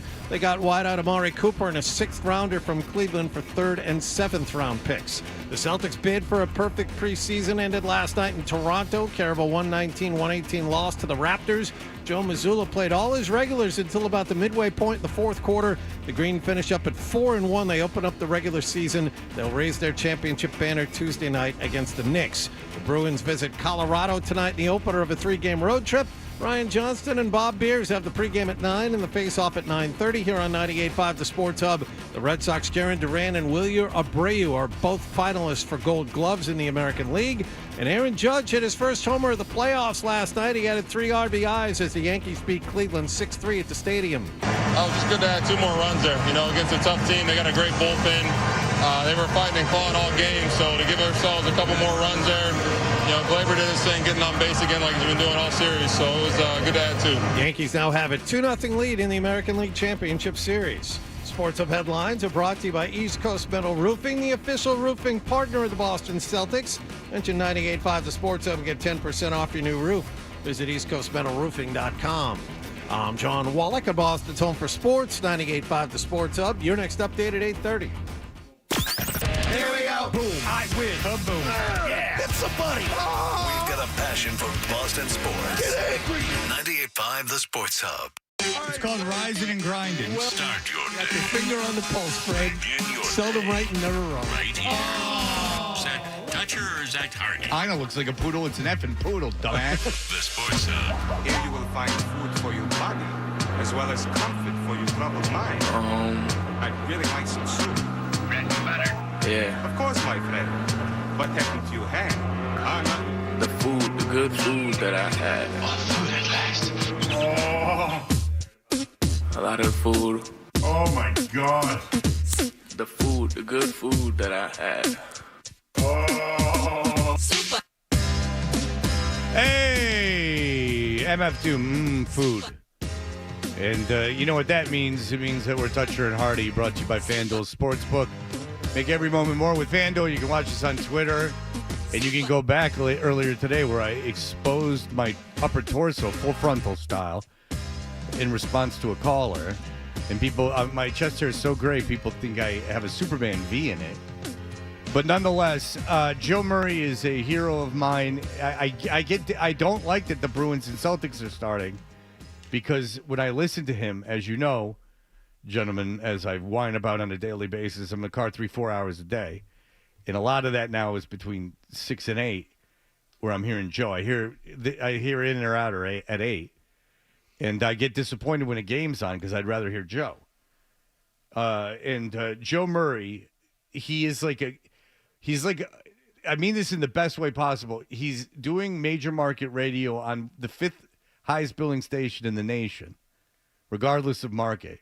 And it's like he's sitting on a front porch and he's like the Godfather. People are just coming in and paying tribute when he answers the phone. Yeah. And whatever they want to talk about, Joe talk about. Yeah. Right. Yep. Now, unfortunately, this is not a caller into the show. This is the in or out segment. Yeah. It's where he is given a list of things to be in or out on, and the topic for this particular segment was stadium food. Yeah. And arena food. Yeah, because they know you just, let's put it on a tee and let Joe start. Let's Joe eat. Put this in Adam 12 parlance. Yeah. This is just like free form. This is giving, Thelonious just a little beat and just saying do whatever you want over it. Right. All right, so here's Joe. We will start tonight with some playoff baseball. New tonight at the Mets game. That's Skaz, by the way. Yes, James Scaramazino. Skaz is the guy that Joe says, I'm not even comfortable calling this the Joe Murray Show because Skaz is so involved. We will start tonight with some playoff baseball. New tonight at the Mets game, they're offering a cinnamon bun egg roll. It is a cinnamon bun with vanilla icing stuffed inside an egg roll wrapper and deep fried. Joe Murray, are you in or out on a cinnamon bun egg roll? In. What? If you were watching I'm shocked. Couldn't tell? I'm shocked. If you were watching, if you were watching Peter North, and this happened, Stuffed inside an egg roll wrapper. Yeah. you'd be like, he's all out. right. He's You'd be definitely like, out. You'd be like, Peter. No, but if it was Peter North, you'd be like, all right, Peter, this obviously was shot after the fact and you're acting. Like, that is too orgasmic. Egg roll wrapper.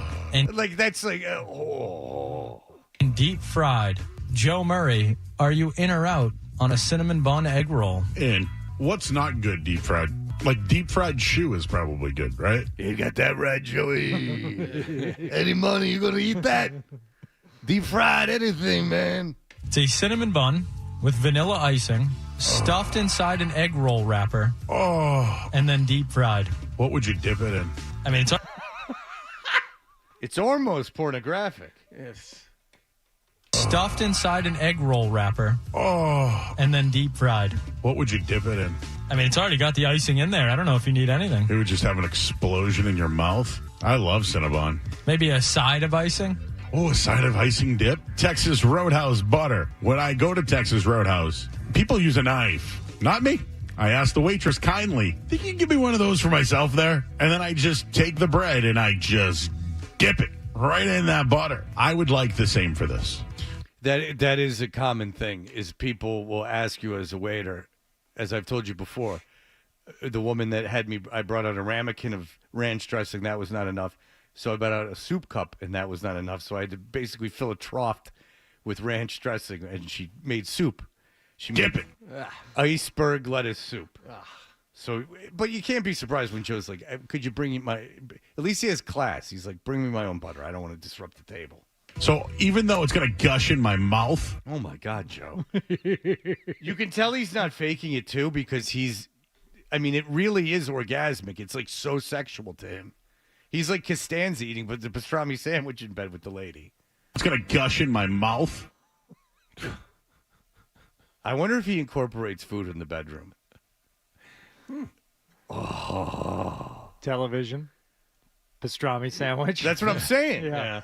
But I couldn't figure out what George was doing with the woman at the time, because he seemed to have both hands available for the sandwich, and he was out of the covers. Yeah, wow. So she seemed to be doing something to herself.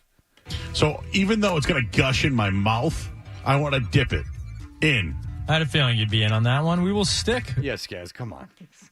You knew that. with the Mets. Another new addition to the Mets postseason menu, Italian Eats loaded fries. These are waffle fries topped with peppers and onion, provolone cheese sauce, sausage ragu, and grated Parmesan. Joe Murray, are you in or out on Italian Eats loaded fries? Where are we eating this? Is this like at a game? This is at the Mets game. In. No, it's at Tavern on the Green. No, so you have to go to the stadium and take it out. Yeah, you got to go home. No, the loaded. You notice. Welcome to, the Palm. May I take your order? Would you like the Italian fries, the waffle fries with ragu on them? It's that French Laundry. Yeah, French Laundry is what I was thinking of. Yeah, listen, we didn't get our Michelin star for not serving the Italian nacho fries. In. So it's a waffle fry, which is a solid fry. My favorite French fry is a steak fry. Yeah. Joe, you could line them all up and he'd tell you immediately. Waffle fry, steak fry, shoestring fry, curly fry. I'll take the steak fry. I mean, that's just me. I ain't racist or nothing. I just like steak fries. I mean, can you believe there's actually 10 types of fries? Oh, you can do anything with a potato, Joe. New at the Buffalo Sabres Arena this year, we have the Dominator. Is 4 burger patties, brisket, bacon. Hang on, let me get. Yeah, get a pen and paper. You're gonna need it for this one. And it is served on 2 pepper jack grilled cheese sandwiches. It is 4. So it's a grilled cheese as a top and a bottom? It is. Oh, a top and a bottom. Oh. Yeah. Do you think he has an erection during this? Like, in all seriousness, do you think that he's aroused? Like, does it give him so much pleasure that, like, everything in his body is on alert? I could see the grilled cheese on top, but having one in the bottom, too, that's a power move. It's a power bottom is what that is. Well, it's almost, I mean, then you start getting confused. Am I bisexual at that point?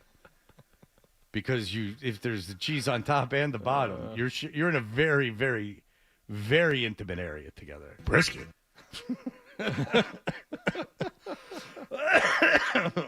Is 4 burger patties. Holy smokes! Smokes! Brisket. Can you? Holy smokes! Jody, why is that guy who stabbed Maddie in the back running around doing a food show? When you could, if you were a restaurant, you could have this smokes. And you could have a guy reacting to something, some garbage that you threw together. Holy smokes! That's worth its weight in gold. You could just throw a bunch. This is Joe who made when he worked at McDonald's, took 2 fried chicken patties and then put a Whopper between them. And then said, in. Brisket, cheese, ancho, barbecue. In. Where am I eating this one now? Now he's confused about where he's eating this one. Oh, this one's only served on the space shuttle. Oh. Cheese, ancho, barbecue. In. Where am I eating this one now? This is at the Buffalo Sabres arena. Oh, God, at a hockey game? Yeah. Oh, I don't know if I want to use the bathroom at a hockey game. Oh, so now Joe's already planning. Joe's the kind of guy that when he eats something, it's so orgasmic that he's going to have to get rid of it almost immediately. Like, not binging and purging, but his body... It's going to gush in my mouth? Yeah, like if something gushes in his mouth, it's coming out quick. It would just have an explosion in your mouth? Yeah, and then it's going to explode somewhere else. Joe's the kind of guy, he's got to plan ahead. He's like, if I'm going to eat this, I'm going to have diarrhea. Real You're on a date with someone? Do you want to get the nachos? Yeah, sure. Okay, I'm just warning you. I'm going to get really bad diarrhea by the end of this. So if I'm in the bathroom for a long time, know that I'm really taking a big dump. Holy smokes! I can't believe it's still coming out of me. Yeah, look, he looks in the bowl. Holy smokes! I had to stand up halfway through just to check what was going on. Holy smokes! That's always fascinating me. The preemptive, the planning ahead to like, this is gonna give me diarrhea. What food gives you diarrhea? Unless it's poison. It would just have an explosion. Oh, Joe's the best. I don't know if I'd want to take a dump at a hockey game. Basketball game, of course, different crowd. Yeah. Then you're taking huge dumps. Yeah. If I'm having this at the Oak Room at the Waldorf Astoria, yes. Nice bathroom there, and I can go take care of my business. And you're talking about where the Sabres play. That's a new arena, but you'd think that would be a positive, but they're not built for smell. Oh. Those things contain smell. Oh, Joseph. Oh. What would you dip it in? Skaz, is this a hockey game? Yeah, it's not where I want diarrhea. Oh, I don't know if I want to use the bathroom. Give me the game. national pastime if I'm going to have diarrhea. A nice Red Sox game where you can miss 3-4 innings. Hockey game, a lot can happen in 20 minutes. It's a whole period. It would just have an explosion in your mouth. Where am I eating this one now? This is at the Buffalo Sabres arena. Oh, God, at a hockey game? Yeah. Oh, I don't know if I want to use the bathroom at a hockey game. You can't take that to go, right? You shouldn't be taking anything from an arena to go. No, they'll stop you at the door. Skaz makes a good point, though. You shouldn't be asking for a doggy bag for stadium food. Well, what if you want to eat? He's going to give you diarrhea. You want to have? He's class act. He wants to have diarrhea at home.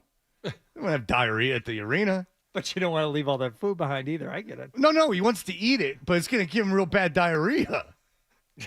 So you don't have any of it at the stadium. No, because you want to have your diarrhea at home, Gotcha. where you can really let loose. Oh, Joe's the best. His brain's clicking on all cylinders. He's like Rain Man of, is this going to give me diarrhea? Yeah. He's playing the whole thing out. It's like a heist.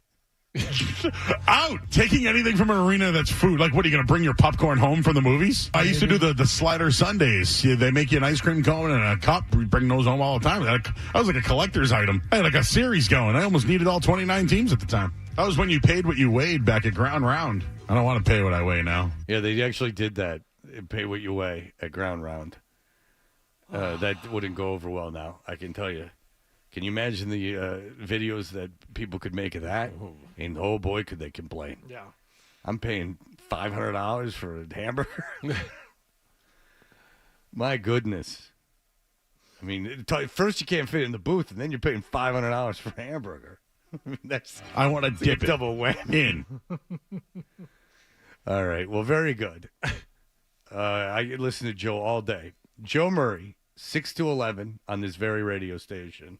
All right, man. I got to let you go. Where the callers hang up on him. That's right. Not because they're pissed, but because the conversation's over. Okay. Yeah. Joe will talk to you Yeah. till you're fine with it. That's a first and a last. I've never heard that before. Joe has callers that are like, all right, Joe, thanks. And he's like, All right, okay, man. bye. I got to let you go. Yeah, I got to let you go. He's awesome. I mean, if you had diarrhea and with college football or pro football, I mean, what's your point? Yeah. You know, BC, the big long lines. Okay. All right, I'll stop. All right, so we're going to be back. Antoine Staley covers the Jets, which is a whole circus over there, so we'll talk to him.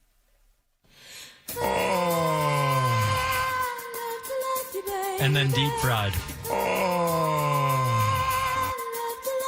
Oh, I don't know if I want to use the bathroom at a hockey game. You're listening to Touch Your...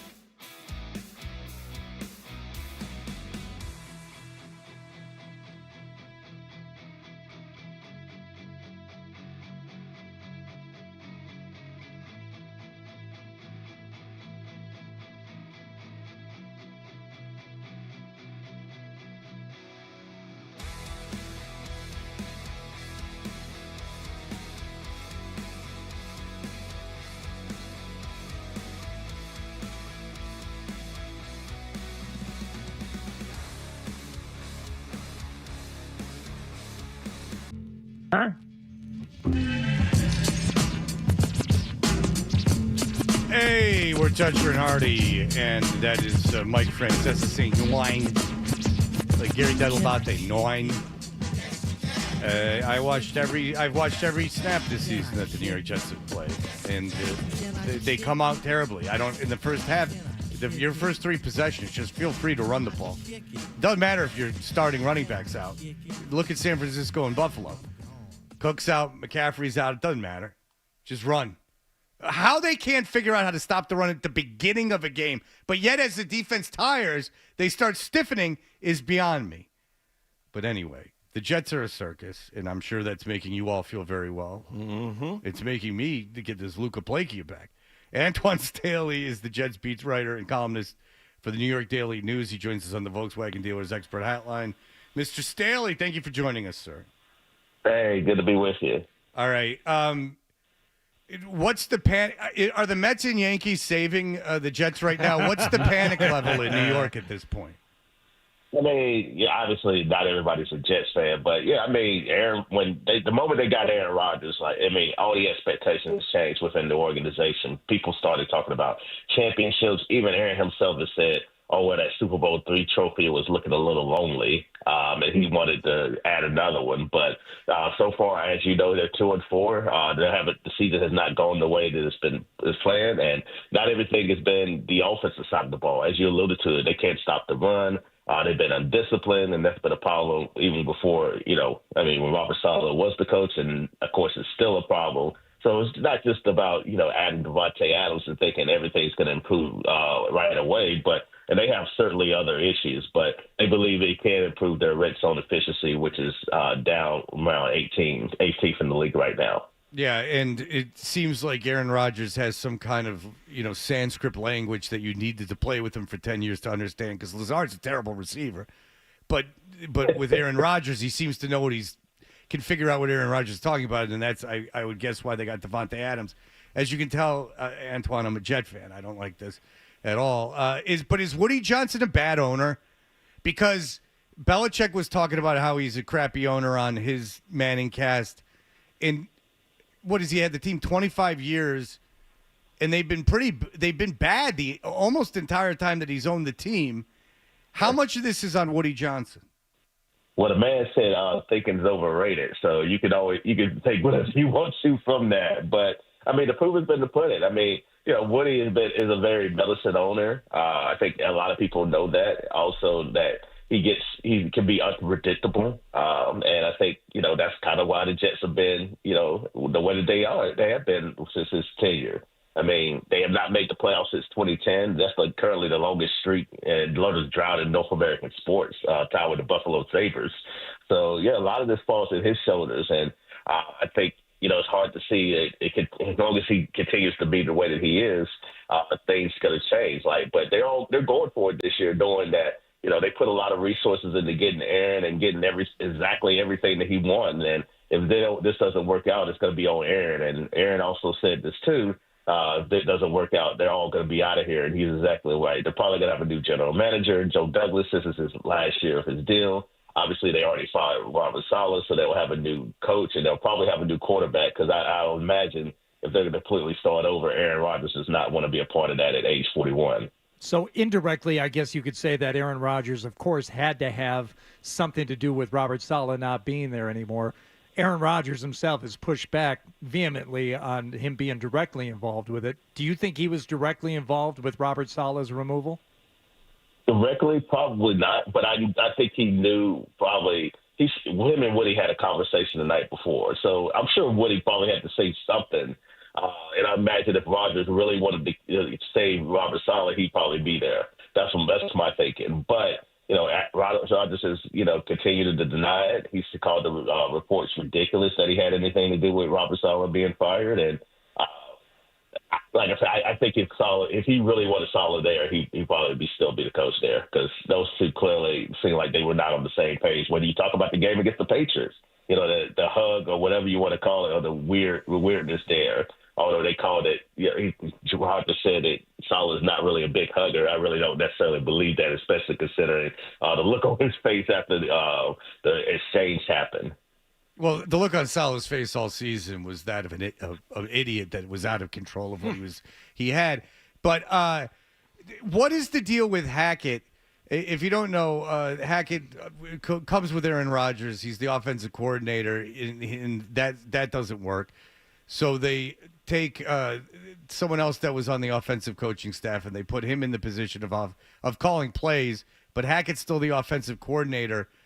What's the deal with Hackett, and how much would the organization be better just getting rid of him altogether? Well, Hackett still on staff. I mean, he's still helping with game planning, but all the final call with plays and just the game planning falls with Todd Downing, who still is the passing game coordinator, but now it's the offensive play caller. So yeah, Hackett's still in the room. He's still like talking to Aaron and also the rest of the offense. He's just not in front of the team as much as he was. But yeah, as far as him, I think they're keeping him just to make Aaron happy because he clearly was not happy about the move when it was made. He found out the day after Robert Saleh was fired. So now you just want to do something that's going to continue to make him happy, which is I think essentially what they're doing, just to really appease him. But yeah, Hackett, one way or another, he's probably not going to be there after this season, and I think everybody else knows that. Yeah. Okay. So why are they appeasing Rodgers so much? Is he impressing you at all? Not really. I mean, look at the two quarterbacks on Sunday, on Monday night. Look at the two quarterbacks. Look at the touchdown that Allen had. Aaron would have been tackled 10 seconds before that ball was released by Allen. Like a lot of this is on Aaron Rodgers. All this, the offensive line sucks.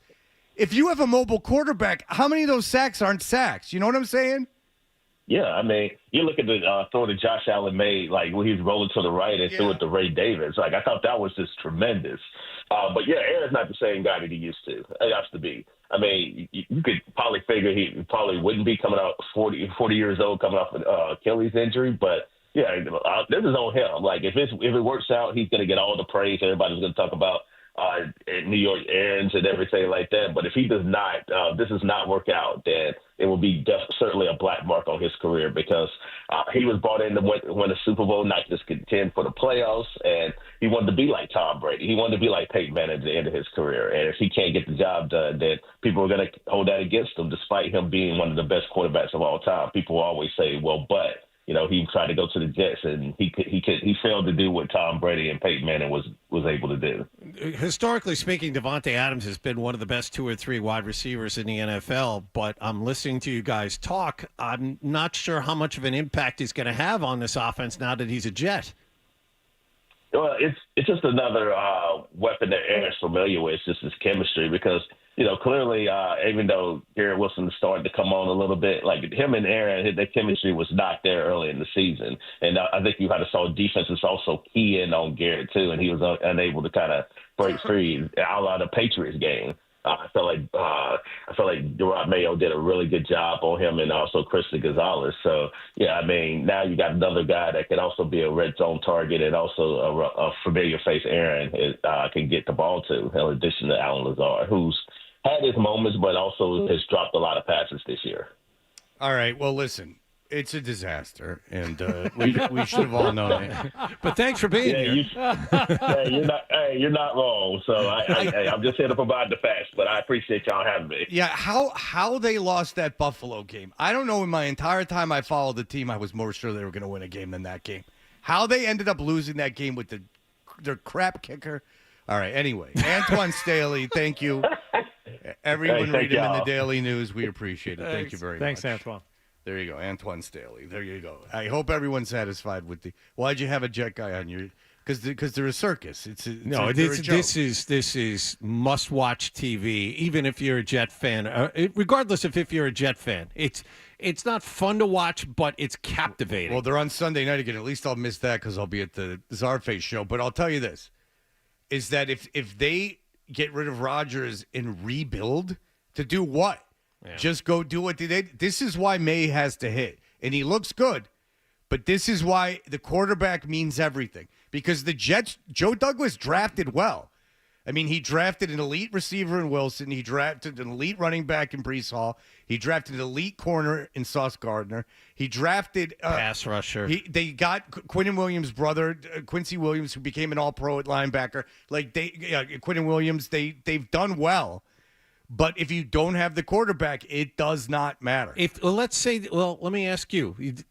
Aaron Rodgers is gone. For lack of a better phrase, they blow it up after this year if the Jets don't make the playoffs or they don't reach expectations. What do they do? I mean, you have to draft a quarterback all over again, but you're too good to get an impact guy. You're going to be picking 15, 16, 17. So what do you do if you're the Jets?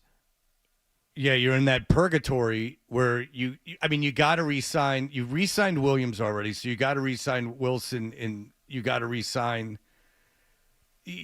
Yes, but this team's good enough to go 8-9, 9-8, and you're right in the middle of the first round, which is where you don't want to be. Well, yeah, I know. Is what you would do is you'd have to draft. They took the kid from Florida State, the quarterback, and he's redshirt this year. He's hurt.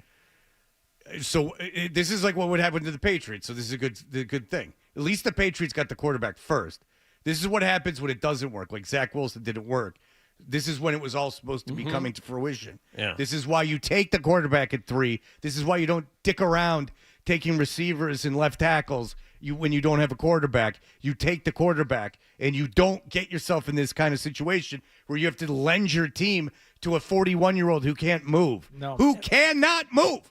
He cannot. And then the facial expressions when he gets his. Anyway, what do? No. You pick up a street quarterback like Gardner Minshew, and you keep drafting quarterbacks. But this will set them back 5, 6, 7 years. No, maybe not, because if they keep pieces, then you hope they're like the Steelers, but you're not going to win a Super Bowl. That's why when Felger makes the argument, teams, it's not about drafting the quarterback, you want to be a team like Green Bay or the Steelers. Well, they don't win Super Bowls. Like, Steelers aren't winning a Super Bowl this year. They're in a purgatory. Green Bay's not winning the Super Bowl this year. Teams that win the Super Bowl are like the Lions. Well, they didn't draft a quarterback. Yeah, but they did, and they traded that quarterback for Jared Goff, among other things that developed them into this team. The Lions just signed their 2021 draft class. They've re-signed 5 guys from that draft class.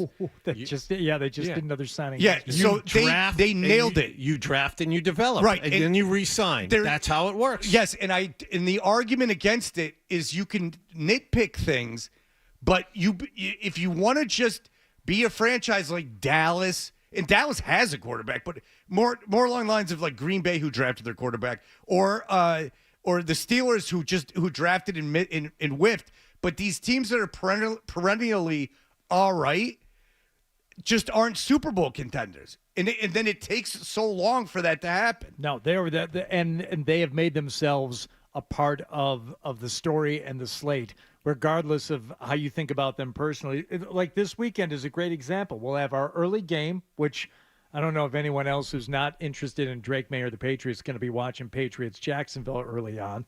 But you've got a decent 1 and 4 o'clock matchup. I think Lions and Vikings play. You've got it's a big game. Yeah, you got a Super Bowl rematch for whatever that's worth in the 4 o'clock window. And then Sunday night, let's see how this Aaron Rodgers, Devontae Adams thing works out against the Steelers. It's a hell of a show to watch. All right, and for everyone that goes, they should have drafted Marvin Harrison Jr. How's CeeDee Lamb doing? How many Super Bowls does he have? How's Justin Jefferson doing? How many Super Bowls does he have? How does Garrett Wilson look? How many Super Bowls does he have? I mean, we could go through who's Buffalo's number 1 receiver? Well, now it's Amari Cooper. Who's Washington's? Yeah, and Amari Cooper leads the league in drops. Now it's Amari Cooper. Amari Cooper leads the league in drops. Who's the Commanders? Let's go number 1 teams. Who's the Commanders' number 1 receiver? Who's Baltimore's number 1 receiver? McLaurin and for the Commanders. Baltimore. It's the kid from BC. Zay Flowers, but he's not. I mean, you know what I'm saying? Like so let's get out of here with that. The Lions, it's St. Brown, who was a 4th-round pick. Stop with the receivers. All right? You could be Cleveland with a Hall of Fame left tackle that never made the playoffs. So stop. It's all about the quarterback, and it's all about drafting that quarterback. That's how you win. And Maye looked great. So there you go. He didn't look like Zach Wilson. And I got news for you. Maye looked better than Aaron Rodgers. Maye played better in that game than Aaron Rodgers played against Denver. That I can tell you. And he played better than the 3-interception game against Minnesota. Drake Maye looked like a better quarterback. If you had never seen football before and you watched the two of them, you would say Drake Maye is the superior quarterback. He's such a better athlete, and his arm's every bit as strong. And he doesn't speak Sanskrit before the snap that everyone's got to be on the same page for. Look. All right, anyway. We'll be back in just a moment. Sports Hub headline.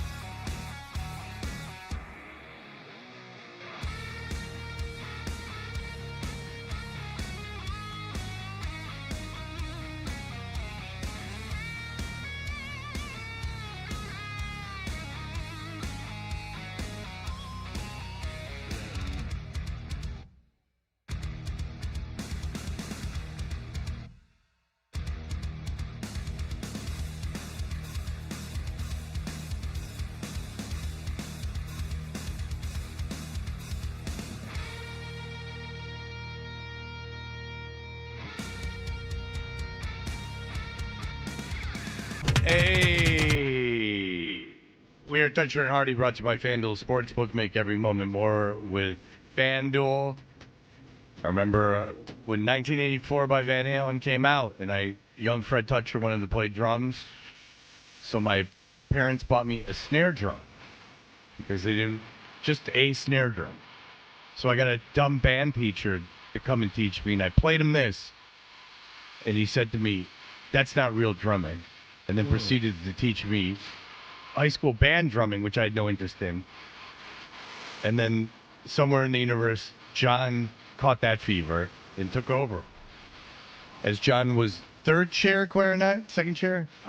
First chair clarinet. First chair clarinet. Wow. Second chair wind ensemble. How many times did people, this is a serious question, because if, to my knowledge, and especially back in the day, when you were around, the days of right following the Depression. The days of dirt roads, yes. Well, very good. I mean, this is, but Massachusetts was thriving at the time, as it was. All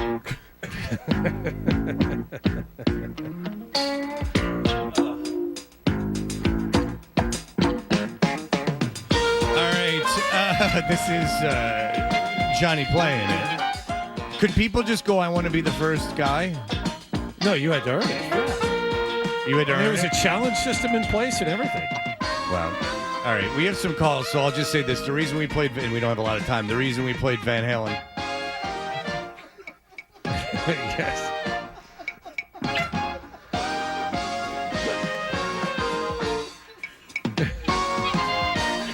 I just have to hear the end of that every time. It flows like water. Is doesn't that it? Alex Van Halen has been very quiet since the death of Eddie Van Halen, and there was talk, a lot of talk even to Wolfgang Van Halen, Eddie's son, about why there hadn't been like some kind of tribute situation. Alex Van Halen has come out and had a very in-depth interview with Rolling Stone where he said he wanted to do it, but he told David Lee Roth, "Look, we're gonna at some point gonna have to acknowledge Eddie and like play a video." And then apparently, according to Alex, who's supposed to be a really not a nice guy, but David Lee Roth got into this some vulgar like rant at him and squashed that whole thing. Jeez. All right, Mark, go ahead. What's going on? You tell me.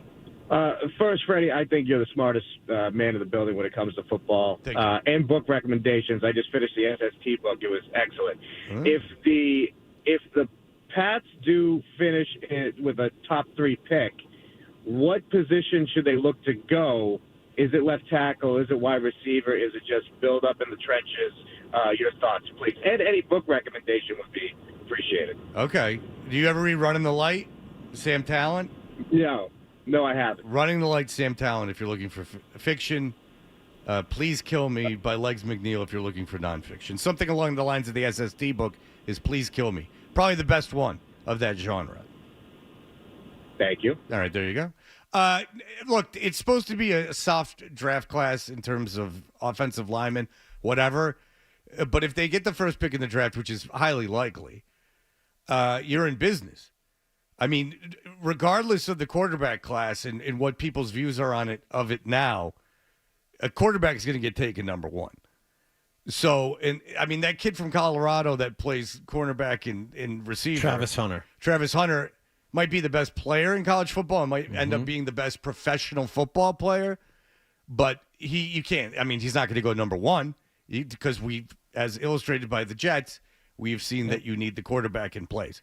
So what you do is you trade down, you accumulate a ton of picks. Hopefully you trade down with a team that's not very good, which it will be, because it will be a team that wants the quarterback at number 1, a team without a quarterback. You trade down a little bit in the first round. I'd take best available at that point, unless it's a corner, because you already have a number 1 corner. I would take best available, John. You're shaking your head, but I would. A pass rusher, offensive lineman, or receiver. At that point, I'd take any of those positions because you have a corner. Apparently, that kid from LSU, I can only go by what I read. I can't. Why not? You should be breaking down more film. That's your role. I can only tell you what I read. And this kid, Will Campbell, the left tackle for LSU, is apparently a great prospect. He will go at some point in the top 5 or 6. That's the guy I want. Either that or the guy who protects Quinn Ewers' blind side for Texas. Those apparently are the 2 best left tackle prospects. You get a left tackle to help this kid out so he won't have to run for his life. And hopefully that guy can be in place for the next 10 years. And you're right. The Patriots, as it stands right now, have the number 1 overall pick in the draft. They will more than likely land in the top 3. You trade down, you take a left tackle. Well, no, not if you're in the top 3. If you have number 1, you trade down. But you don't trade. But, yeah, if you're at 2 or 3 and there's quarterbacks. There are always quarterbacks. I mean, if that's the situation, then, yeah, you trade down. And by the way, Matthew Judon, who everyone wanted, was the big difference maker, who you traded for draft capital, which you should have done years ago, has 1.5 sacks this year after 6 games. 6 games. He made one play that contributed to a pick 6, and he has 1.5 sacks. So, Congratulations. Oh, you take your victory lap on that, but I noticed you still unwilling to acknowledge Kyle Van Noy's dominance. And him being Defensive Player of the Month. So, Kyle Van Noy has been very, very good, apparently. Yeah. I'm not watching a lot of his snaps, but Kyle Van Noy has apparently been very, very good. I'm sure he'd be the first one to tell you about it. Give the man his flowers.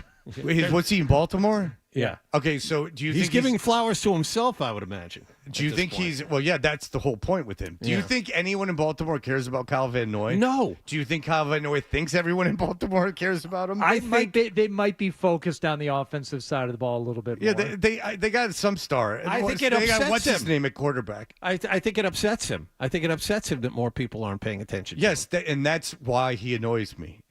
You're so not cool. He went to BYU, which is like the nerdiest thing to do. And then he's like just not cool. You got to teach even your kids. There has to be like at least an air of not begging for it. It's not a way to get anything in life. You can't will people to consume you as a product. You have to a little bit of cool. Or else you can sit on it. Potsy. All right.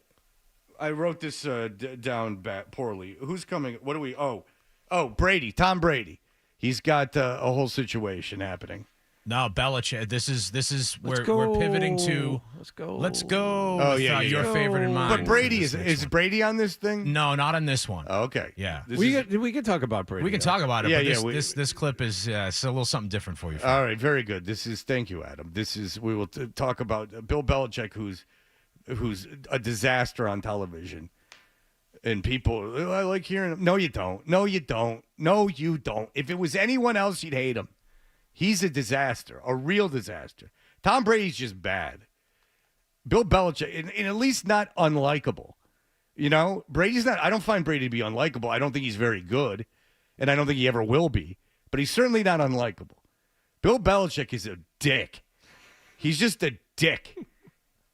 And I like how his legacy now is like reaching around every owner to like on the sidelines trying to get him to like him and putting down every coach of every team that might have an opportunity. I saw one review of Brady's last game which said he's kind of the point where he's not bad. So that's improvement. And before if he did say anything, he wasn't saying a lot, and what he did say wasn't particularly insightful. I find Brady now doing the game commentary to just be another guy. Yeah. He nowhere near deserves to be the top paid guy doing it, but okay, he's not bad.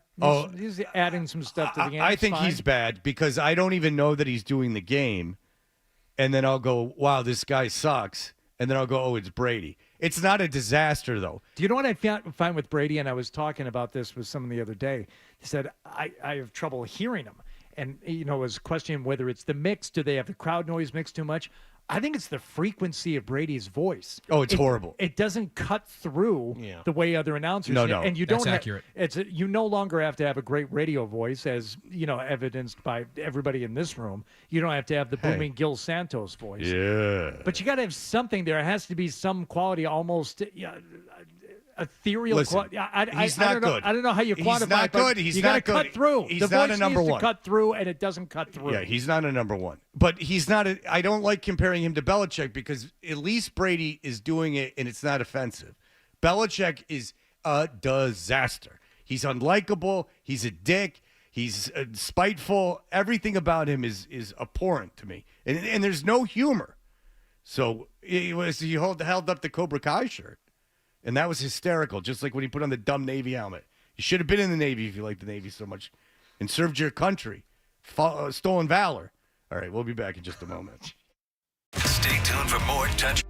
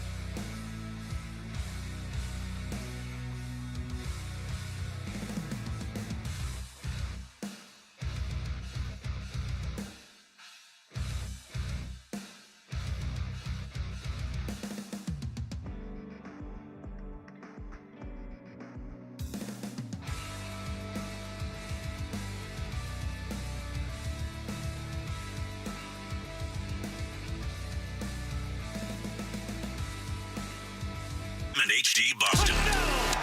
From the opening kickoff to the final play. Your home of the pass. 98.5 The Sports Hub. Beasley Media Group Station. Sports Hub headlines. Patriots will play Jacksonville in London this coming Sunday, and the players will be back at practice this afternoon after getting yesterday off. The team has also brought in yet another center. They have signed Lycidas Smith off the Green Bay practice squad after getting Ben Brown from Las Vegas last week. Speaking of the Raiders, they were busy yesterday. First, they traded wide receiver Devontae Adams to the Jets for a conditional third-round pick. And then both Tom Brady and former Patriot Richard Seymour were approved as minority owners of the franchise yesterday afternoon. The Buffalo Bills have also acquired wide receiver Amari Cooper from Cleveland. The Celtics finished up their exhibition season with a loss, 119-118 in Toronto last night. The starters played a lot in this one, and that includes Al Horford. He saw his first and only action of the preseason with 23 minutes as he gets into shape for the games that matter. The good thing is we have like a week until we start, so I'll continue to prepare and be in a better place. But to your question, yeah, I'm doing a lot of conditioning. The next game is for real Tuesday night at home against the Knicks. The Bruins open up a 3-game road trip against Colorado tonight. Ryan Johnston and Bob Beers have the pregame at 9 and the face-off at 9:30 here on 98.5 The Sports Hub. And Red Sox outfielders Jaron Duran and Wilyer Abreu yesterday were announced as American League Gold Glove finalists. Sports Hub headlines are brought to you by Catches Law. Injured and can't work? Turn to Catches Law, the official law firm of the New England Patriots, to tackle your needs with local attorneys who live and serve here in New England. Let Catches fight for you. Go to catcheslaw.com to book your free consultation. I'm John Wallach at Boston's Home for Sports, 98.5 The Sports Hub. Your next update at 9:30. No matter where you go, you're always connected to Boston sports with the 98.5 The Sports Hub app. Download it wherever you get your apps today. Is elongating. Weekday morning. Here goes Hardy. Toucher and Hardy. I no longer love things. Let's go. Let's ride. 98.5. Let's roll the dice. Sports.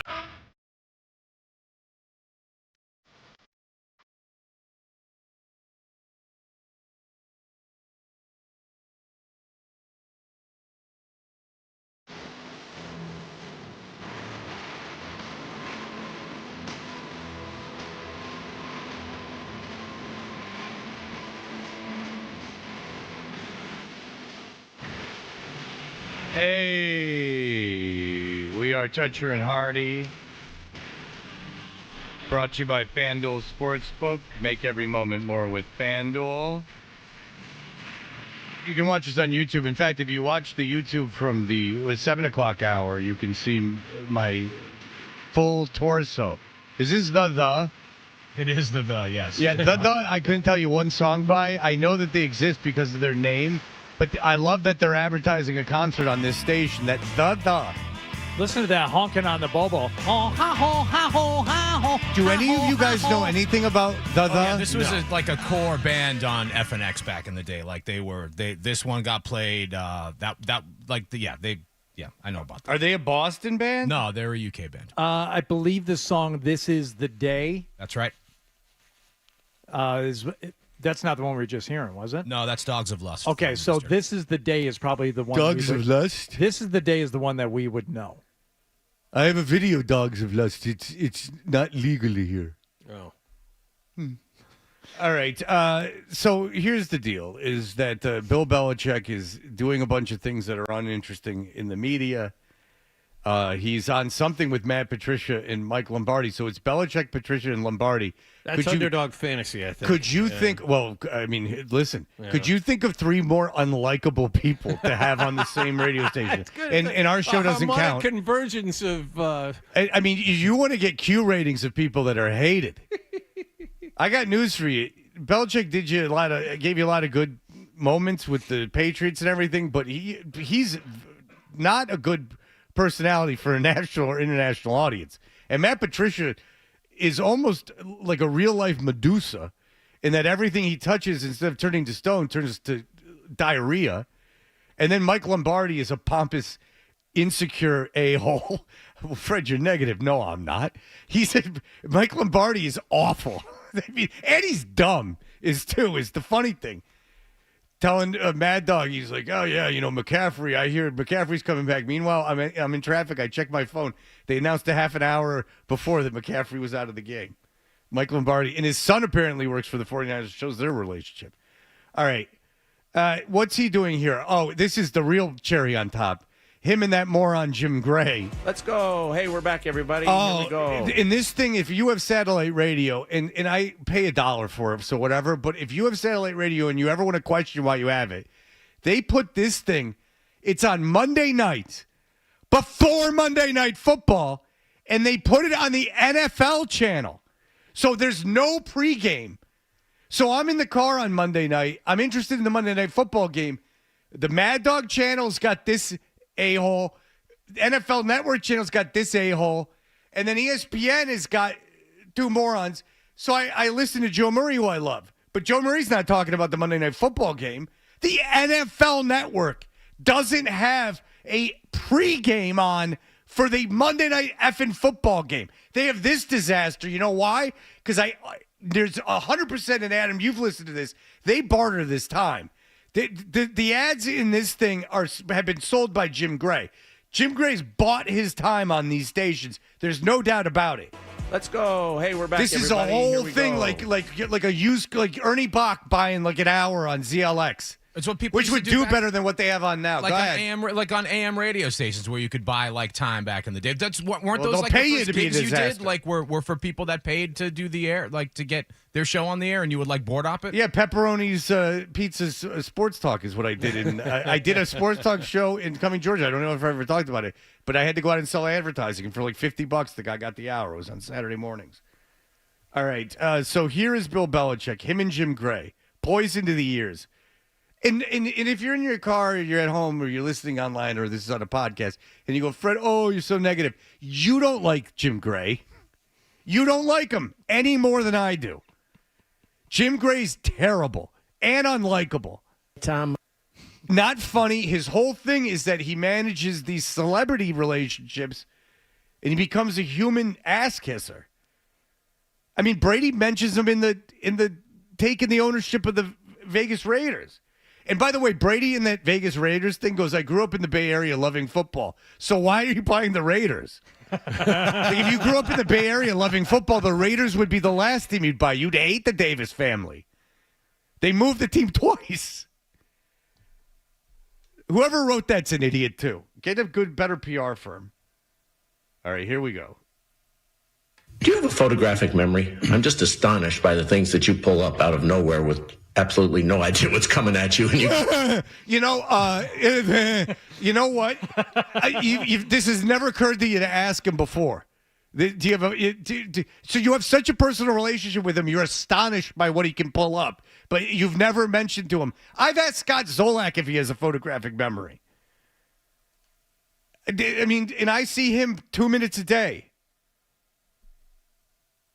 This is Bill, I'm going to set you up. I'm going to set you up by saying how brilliant you are. And if someone goes, you're brilliant, I haven't heard this, but if someone goes, you're brilliant, you would think that that's a can't miss home run answer to be likable. Because you'd be like, oh, Jim, come on. Like, nah, I'm an idiot. Sure. Like, look, I got lucky a couple times. You know, you do a phony humility at this point. do you have a photographic memory? I'm just astonished by the things that you pull up out of nowhere with absolutely no idea what's coming at you, and you pull out a play or a thought. Are you photographic? You come out with a thought when you don't know what's coming at you? That's how stupid you are, Jim Gray? That's astonishing to you? That someone in a conversation when they're not aware of what they're going to be asked could come up with a clever answer? I mean, that's an idiot talking to a dick. I don't mean to be negative. Pull out a play or a thought. Are you photographic? Well, clearly, Jim, I can't remember how to log on to Let's Go. I can't. I didn't say anything about technology or being a whiz at that. I'm talking about so this is your football acumen and your memory there. No, you said photographic memory, which would apply to everything. He's like, come on, Bill, I'm trying to kiss your ass. Is this the 7th time we've done this, and I still have struggled to log on to the show? So. I told everybody before we came on the air, forget all these podcasts and all your media appearances and doing Inside the NFL and the Manning Cast and the Pat McAfee Show. If you just did Bill Does Technology, you would have so many millions of people who would be watching this, and it'd be the sitcom of the year. Watching me fail. Where would we be without the great Snake Hagen? Can't throw me off course here, Coach. Do you have a photographic memory? He's locked in like a pit bull, that guy. We did watch you fail, Bill. We watched you fail every year after Brady left, so that's fine. We don't. It wouldn't be a novel concept. No, but there are some things that stick out. Like I'm sure they do for all of us. That's on national. That's what's on before Monday Night Football. But that conversation's what's on the radio before the Monday Night Football. Yeah, this goes back to also the whole folly and the mishaps of trying to log in and do these shows remotely. And yesterday, when you were out faking sick, Fred, we did a segment on the Manning Cast from Monday night, which featured the Mannings and Jason Bateman and Will Arnett. And these four talking over each other on 4 separate Skypes, 4 different places on the planet, all trying to watch a football game. It's like, this sucks.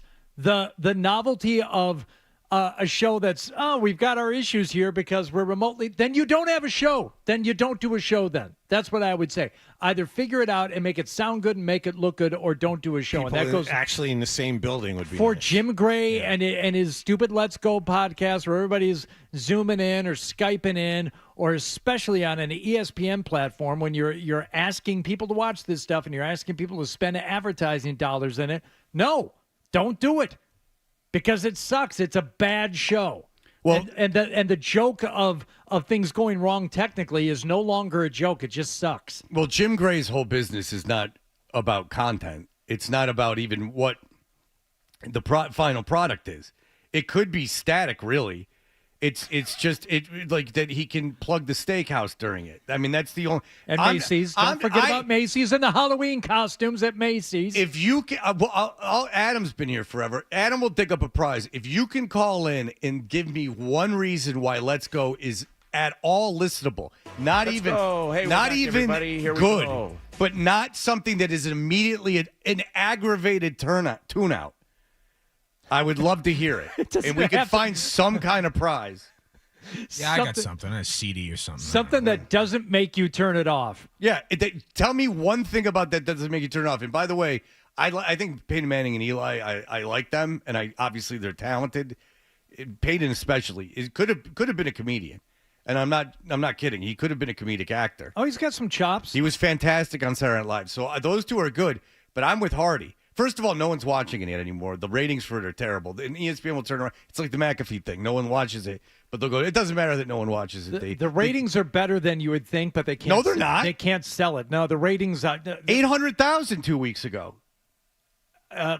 Compared to other cable, compared to 15 million watching the Monday Night Football broadcast. Compared to other cable, they don't compare to that. They compare it to other cable shows. Well, what I would want if I was paying anyone to do that, and I believe they're paying the Mannings a lot, because they're doing it. Oh yeah. What I would want is the audience that wouldn't normally be watching Monday Night Football. So if it's 800,000 and compared to 15 million, and if I didn't have the Manning podcast, it'd be 16 million watching the game. What am I paying my money for? I don't know. And that's where the advertisers are falling on this too. It's like, if we're going to spend money to be in the game, we're going to be in the game. Right. The game that people are watching. Why do I want a JV podcast type thing? Go ahead, Adam. I have a question about it because you guys are more knowledgeable about this stuff than about I am. everything. Go. So is there much like SNL? You know, they get a lot of mileage out of the content after the show airs because they're able to put it on like YouTube late night and television. Right. So is it that kind of model where they'll continue to roll with these programs like McAfee, like the Manning Cast, even though they don't get good viewership live because they're able to take that content and monetize it afterwards? But I think they're confused on how to monetize content on the internet, and I think that everyone's kind of in a holding pattern right now. I agree. That the one sure thing is live programming, which they know, which is why Netflix is going to live programming, which is why these football $1 billion for the NBA, because they know they can sell the live programming. they know that a lot of eyes go to things they don't quite understand on the internet. Yeah, but how do you make money off of that? And they don't know. Yeah. So better, they feel like, let's get ahead of this, better overpay for something, because if we hit it, we'll be like on the wave. But think of, and once we figure out how to make money off it, we'll already have the thing that makes the money. But a lot of times it doesn't. Like, these companies get into it where they don't really understand, but they start throwing money around, which is how the Kelsey brothers, to their credit, got $100 million. But why it's like, I've never had anyone come back at me with this either. Like, they're not as popular as they were 2 weeks ago. Like, they're never going to be this popular. Every day that goes by, the Kelsey brothers are going to be less relevant and popular. He's old and not good anymore. And Jason Kelsey's like a nice guy, apparently, and does television. But no one is going to want to hear those two talk. And, you know, if you're paying like $500 million for an interview show, that gets old thank you. That gets old very, very soon. Did you hear the pronunciation of the short vowel I interview? He did that on purpose. I know that. Thank you. See, the Smartless podcast is good, and so good for them. I don't listen to it, but I believe they have a relationship. It probably comes off as something that would work regardless of guest. It's the Who's Your Daddy podcast in the Part of My Take podcast were innovators in good content, and they deserve the money. But what I don't get is throwing money at Kelsey or putting, like Hardy said, what's frustrating as a broadcaster is taking two talented guys like the Mannings, shoving idiot Belichick, who can't improvise his way out of a traffic ticket, have him on that thing, and then have them all from different locations. It's unwatchable. The different location thing, it's just, if you're accepting of it, then you've given up. And you've given up. They can do better. They can absolutely spend the money and do a real show that I think would be watchable. And on games that aren't very good, I would go over and watch that. But I'm not going to watch these guys staring into their computer screen cameras and talking over each other because of the delay, because they're on a remote and it's just a glorified Zoom call. That I will not watch. If Peyton Manning was the color analyst for a football team, he would be the best ever. Not hyperbole, he'd be the best ever. No one would ever be as good as him. He's that talented.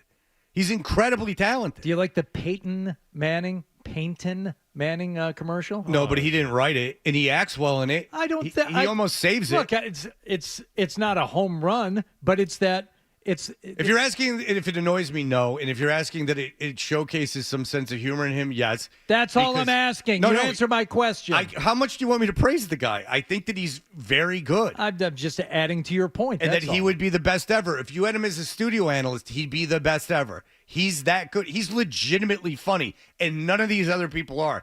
Terry Bradshaw, maybe. That's unintentional, though. I'm convinced. He's playing a role now. I'm not sure. Terry's had a tough time. I'm not sure that Terry's playing anything. I think that's just who he is. Yeah, I mean, look at the era he played in. I mean, that was no fun. I mean, that guy took 10 headshots a game. Watch that Super Bowl. Oh, yeah. Brady or Bradshaw rolls right, takes it off Lynn Swann with the catch. Oh, Bradshaw just got his bell rung. Fred, what happened? You called it late. No. Bradshaw let go of the ball. The catch happened. Then he got hit in a helmet-to-helmet. That's one of the Dallas-Pittsburgh Super Bowls from the 70s that I was watching. And the Flowers guy was doing the Bubba Smith? No, white guy was doing the Merle Olsen was doing the color commentary, and he's like, yeah, Bradshaw he got his bell rung there. And you're like, he got hit helmet-to-helmet in the head after he had released the ball. Maybe Swan hadn't caught it yet, but regardless, it was in the air, well out of his hand. You were just allowed to hit him. Like, if you were in the vicinity, you're just allowed to hit him. They loved it. When we were kids, they had videos. NFL's Greatest Hits, and it was just dudes getting hurt. I mean, Earl Campbell can't walk, and they still play him getting his jersey ripped off, you know? All right. Very good. Well, that's my daily Belichick tirade. All right, you're just jealous. Yeah. I'm jealous. All right. I want to be going around with the 24-year-old that I got to take Snapchat photos with. No, thank you. Now, would I have sex with the 24-year-old? Absolutely. take Would I a fly her picture. around the world with me so she could take selfies? No. That's about in front of a lighthouse. All right. Yeah, I'm real jealous of Belichick. I'm not positive Belichick do better than me. And if we put us both in a room, regardless of my sour personality and bad looks, he's 72 and a dick. You would think that the You're only 23 years, 49. the 24 to 23 years would buy me a little bit of grace with the ladies. That's right. You know? Yeah, like, I'm put a- ugly, but I'm put not a- 72-year-old Belichick Put ugly. a dollar amount per year, we might be able to do that. I got enough money to take him to dinner. I don't got a house on Nantucket, but that, what does that mean? You know? All right. We'll be back in just a moment. More Toucher and Hardy on the way on the Sports Hub. NBA coming back. TNT, your destination for opening night coverage. The season tips off with the world champion Boston Celtics battling the New York Knicks. Tune in as Ernie, Kenny, Charles Barkley, Shaq host Inside the NBA live from City Hall Plaza. Don't miss a moment of the action. The coverage begins October 22nd, 6 p.m. Eastern on TNT and Max.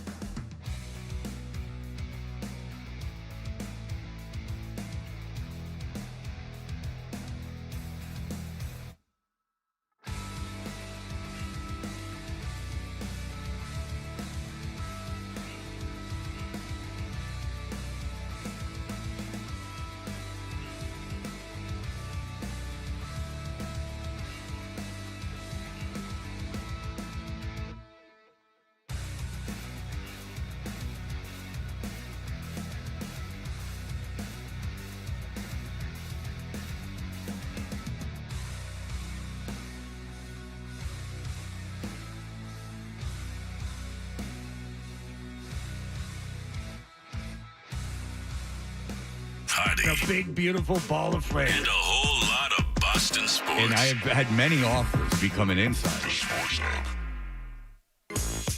You know, I got an idea for a bit. The email bit. We should do the email bit. It's a great idea. Let's do the email bit. Let's do the email bit, shall we? It is your opportunity to talk to us, get your emails answered on the air, which is everyone's fantasy. You can email JON at 985thesportshub.com to get in touch with John Hardy at 985thesportshub.com. Toucher at 985thesportshub.com. You can follow us on social media at Toucher and Hardy on Twitter and Instagram, at Fred Toucher on Instagram, as I am now dozens over 24,000. Nice. And the business opportunities are flooding in as I am constantly posting. A lot of unfollow, because now I can look at the metrics because I got a blue check mark. And for like every 20 followers, for instance, like you'll get 15 or 16 unfollows. But I don't really put stuff up. So you would have to be actively like unfollowing me, like going through your follows. Mm-hmm. And then I start thinking about it, John, and I get myself in a whole mess. I understand. So let me lead off this segment because I have an email from Scott Zola, who was texting me yesterday. He texted me the Price is Right guy. Well, it's interesting you bring that up, Fred, because he sent this to only me. It says, "Why was Fred out yesterday? His throat sounds great. Get out the Price is Right climber. Thanks, Zoe." Yeah, Zolak has got a point. We came down, and it's a perfect example of fate and why karma can bite you in the ass, as is evident in other places in media.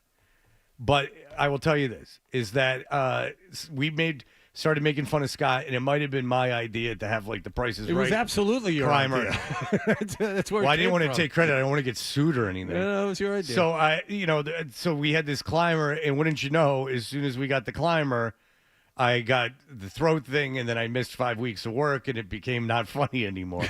So if I'm Scott, I'm going on the attack as well. So touche. You got about 3 more years of this. I'll take it for 3 more years, and then the joke's over, or maybe 5 years. You get a year for each week I was gone.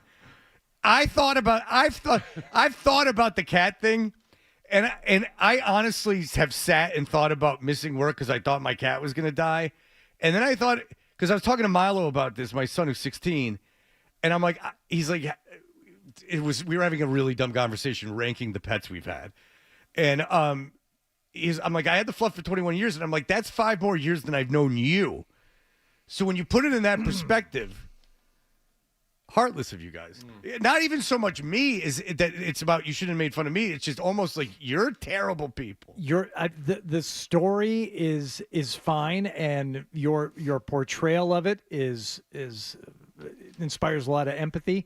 The fact that the cat went on to live for years and years after that does not help. 2 year and year. You can't say years and years if it's 2. I love the Fluff. Wonderful cat. Thank you, Adam. I mean, I was with the cat before I even met the woman I married. It just makes me. It's a long time ago, Fred. It makes me want to have 12 over to the house and just let my dog jump all over him because I know he would hate it. No, I would absolutely. Why? I'm more of a cats guy than a dog. Of course you are. Of course you are. Yeah, cats are predictable and dogs are unpredictable. But when your guy's dog, not so much John, but when Hardy's dog dies, he's going to be a wreck. Yes. And I'm going to have, I want Scott drawing cartoons and everything else. Wow. Would you hold it against? I mean, you wouldn't hold it against him, obviously. That's a wrong way to put it. Would you find it odd, queer, if Hardy was missed a day because his dog died? No. Neither would I. According to when we posted this earlier, and you can go back on my Instagram, you can see the card that Zoe made for you. The sorry about your dead cat drawing with the cat in the graveyard in the haunted house, and it's really nice. 3+ years was what we came up with. What year did he draw the thing? I don't. We figured it out at the time. Right. I don't know if we go back and figure it out again, but it was over 3 years. Were we in the old building? I don't know. 2018. All right, 2008. Yeah, the Fluff died in like 2020, 2021. Okay. Well, now we just went from 20 to 21, so it could have been over 3 years. Well, no, it could have been 2 or 3 years. I mean, it's fine, 3 years.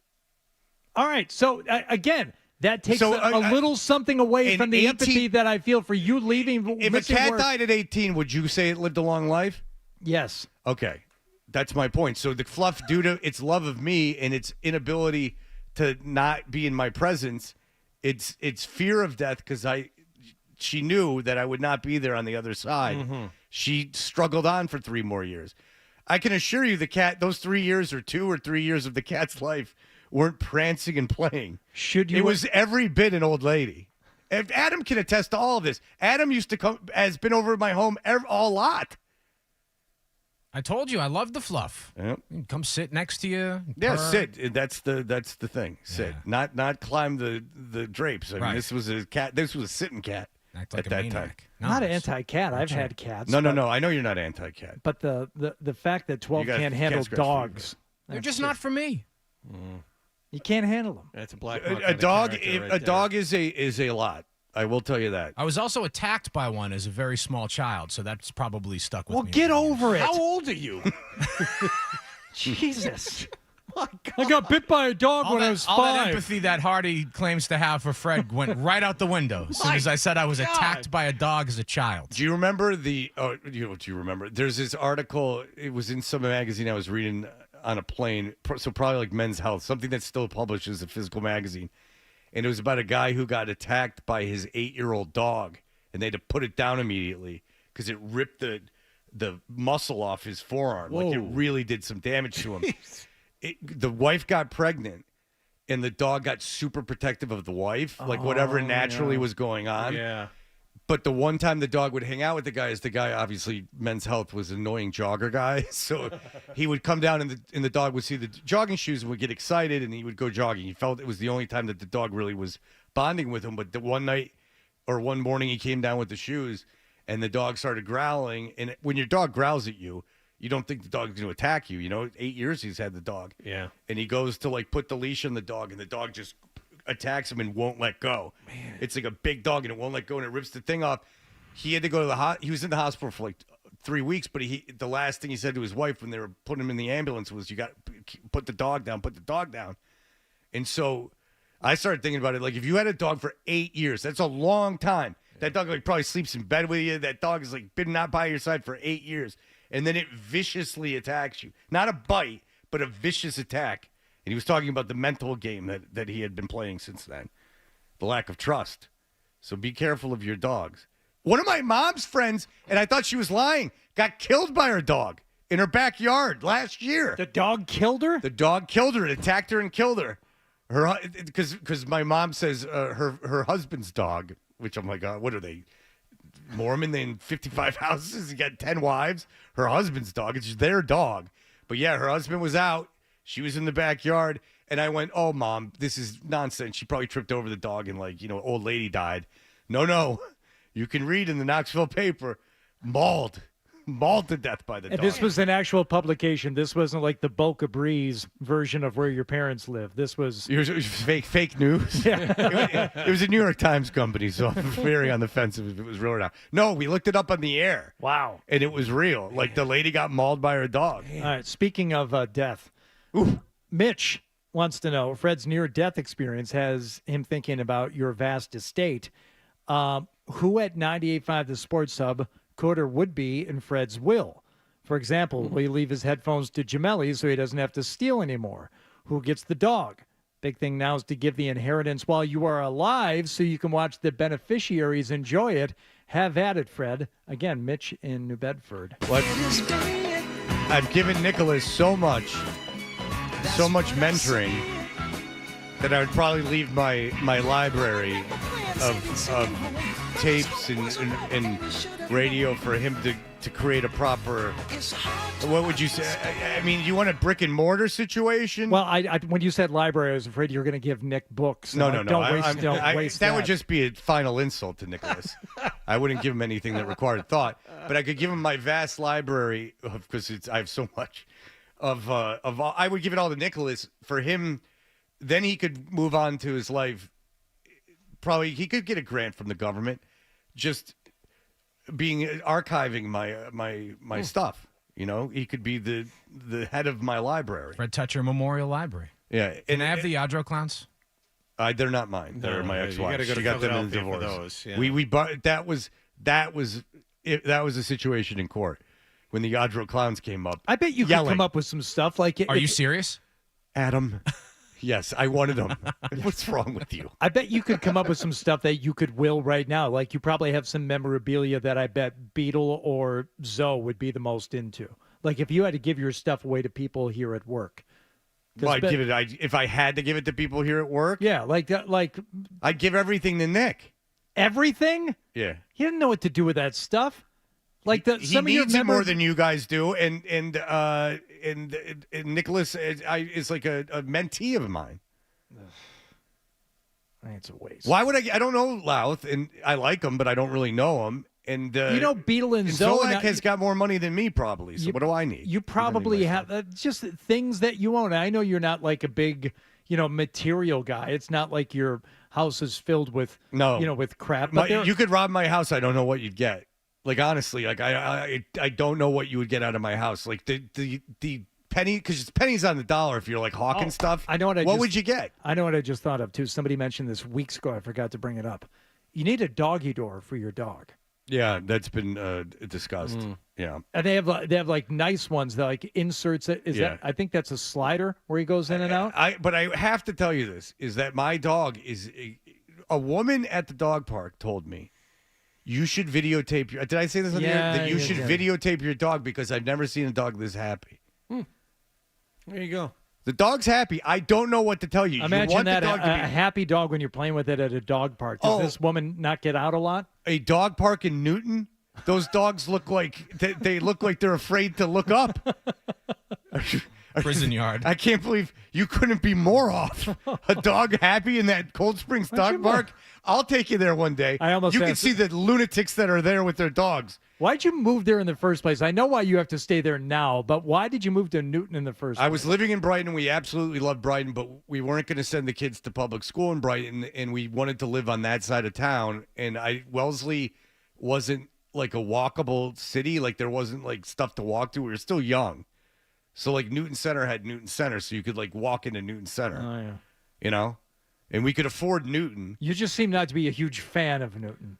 Not the people that are at the effing farmers market. Farmers market. No, and not the people at the dog park. No, I'm not. Those are old, stereotypical Boston people that are not the towny, like yelling stuff that's so often parodied, but the real thing. The quasi-academic, the jeans-wearing woman who lets her hair go gray. And then they just have this look on their face like you've just done something terrible to them. The woman was playing fetch with her dog. It was my dog and her dog, and she said, I don't want to share. Like, I don't want your dog going after this ball. How? How do you suggest that? Like, seriously, like, how do you suggest I do that? I still think it's odd, and I don't co-sign on the non-dyeing of the hair issue that you have. But the woman that you describe, I saw her specifically. I don't know, could have been. I saw her recently, and a big part of that outfit is the maroon cargo pants. They have to be some drab, either olive or maroon type of pants. Or jeans. And if they're with the guy, he's got a big Woody Johnson floppy hat on. Like he's got a big brim, like flaps everywhere. You got a big flappy hat. Yeah. Yeah. And they walk in the road because the sidewalk, too many cracks. And they insist on wherever they are. That's their area. Oh, they're terrible. Be Real wants to know if you're going to leave anything to Isaac. Speaking of your mentees. You know what I left to Isaac? He's going to leave his gift to the world. Oh, he's going to pass it on, so to speak? That's how Isaac's how I will live forever. Is that when I'm dead, I will still be in the ether. I will be in the energy due to Isaac. Isaac's energy will be my spirit. Hi. When Isaac is president of the world, well, that's not a title. Oh, it will be. Say my name. When Isaac unifies us all as a species. You will see. That will be my gift to the world. Say my name. Say my name. It's Isaac. Isaac. Yep, the lead singer of the Wild Stallions, Isaac. Hi, I'm Isaac. Hi, Isaac. All right. Hey there. All right. Now I'm getting gonna cry. All right. We'll be back in just a moment. Sports Hub.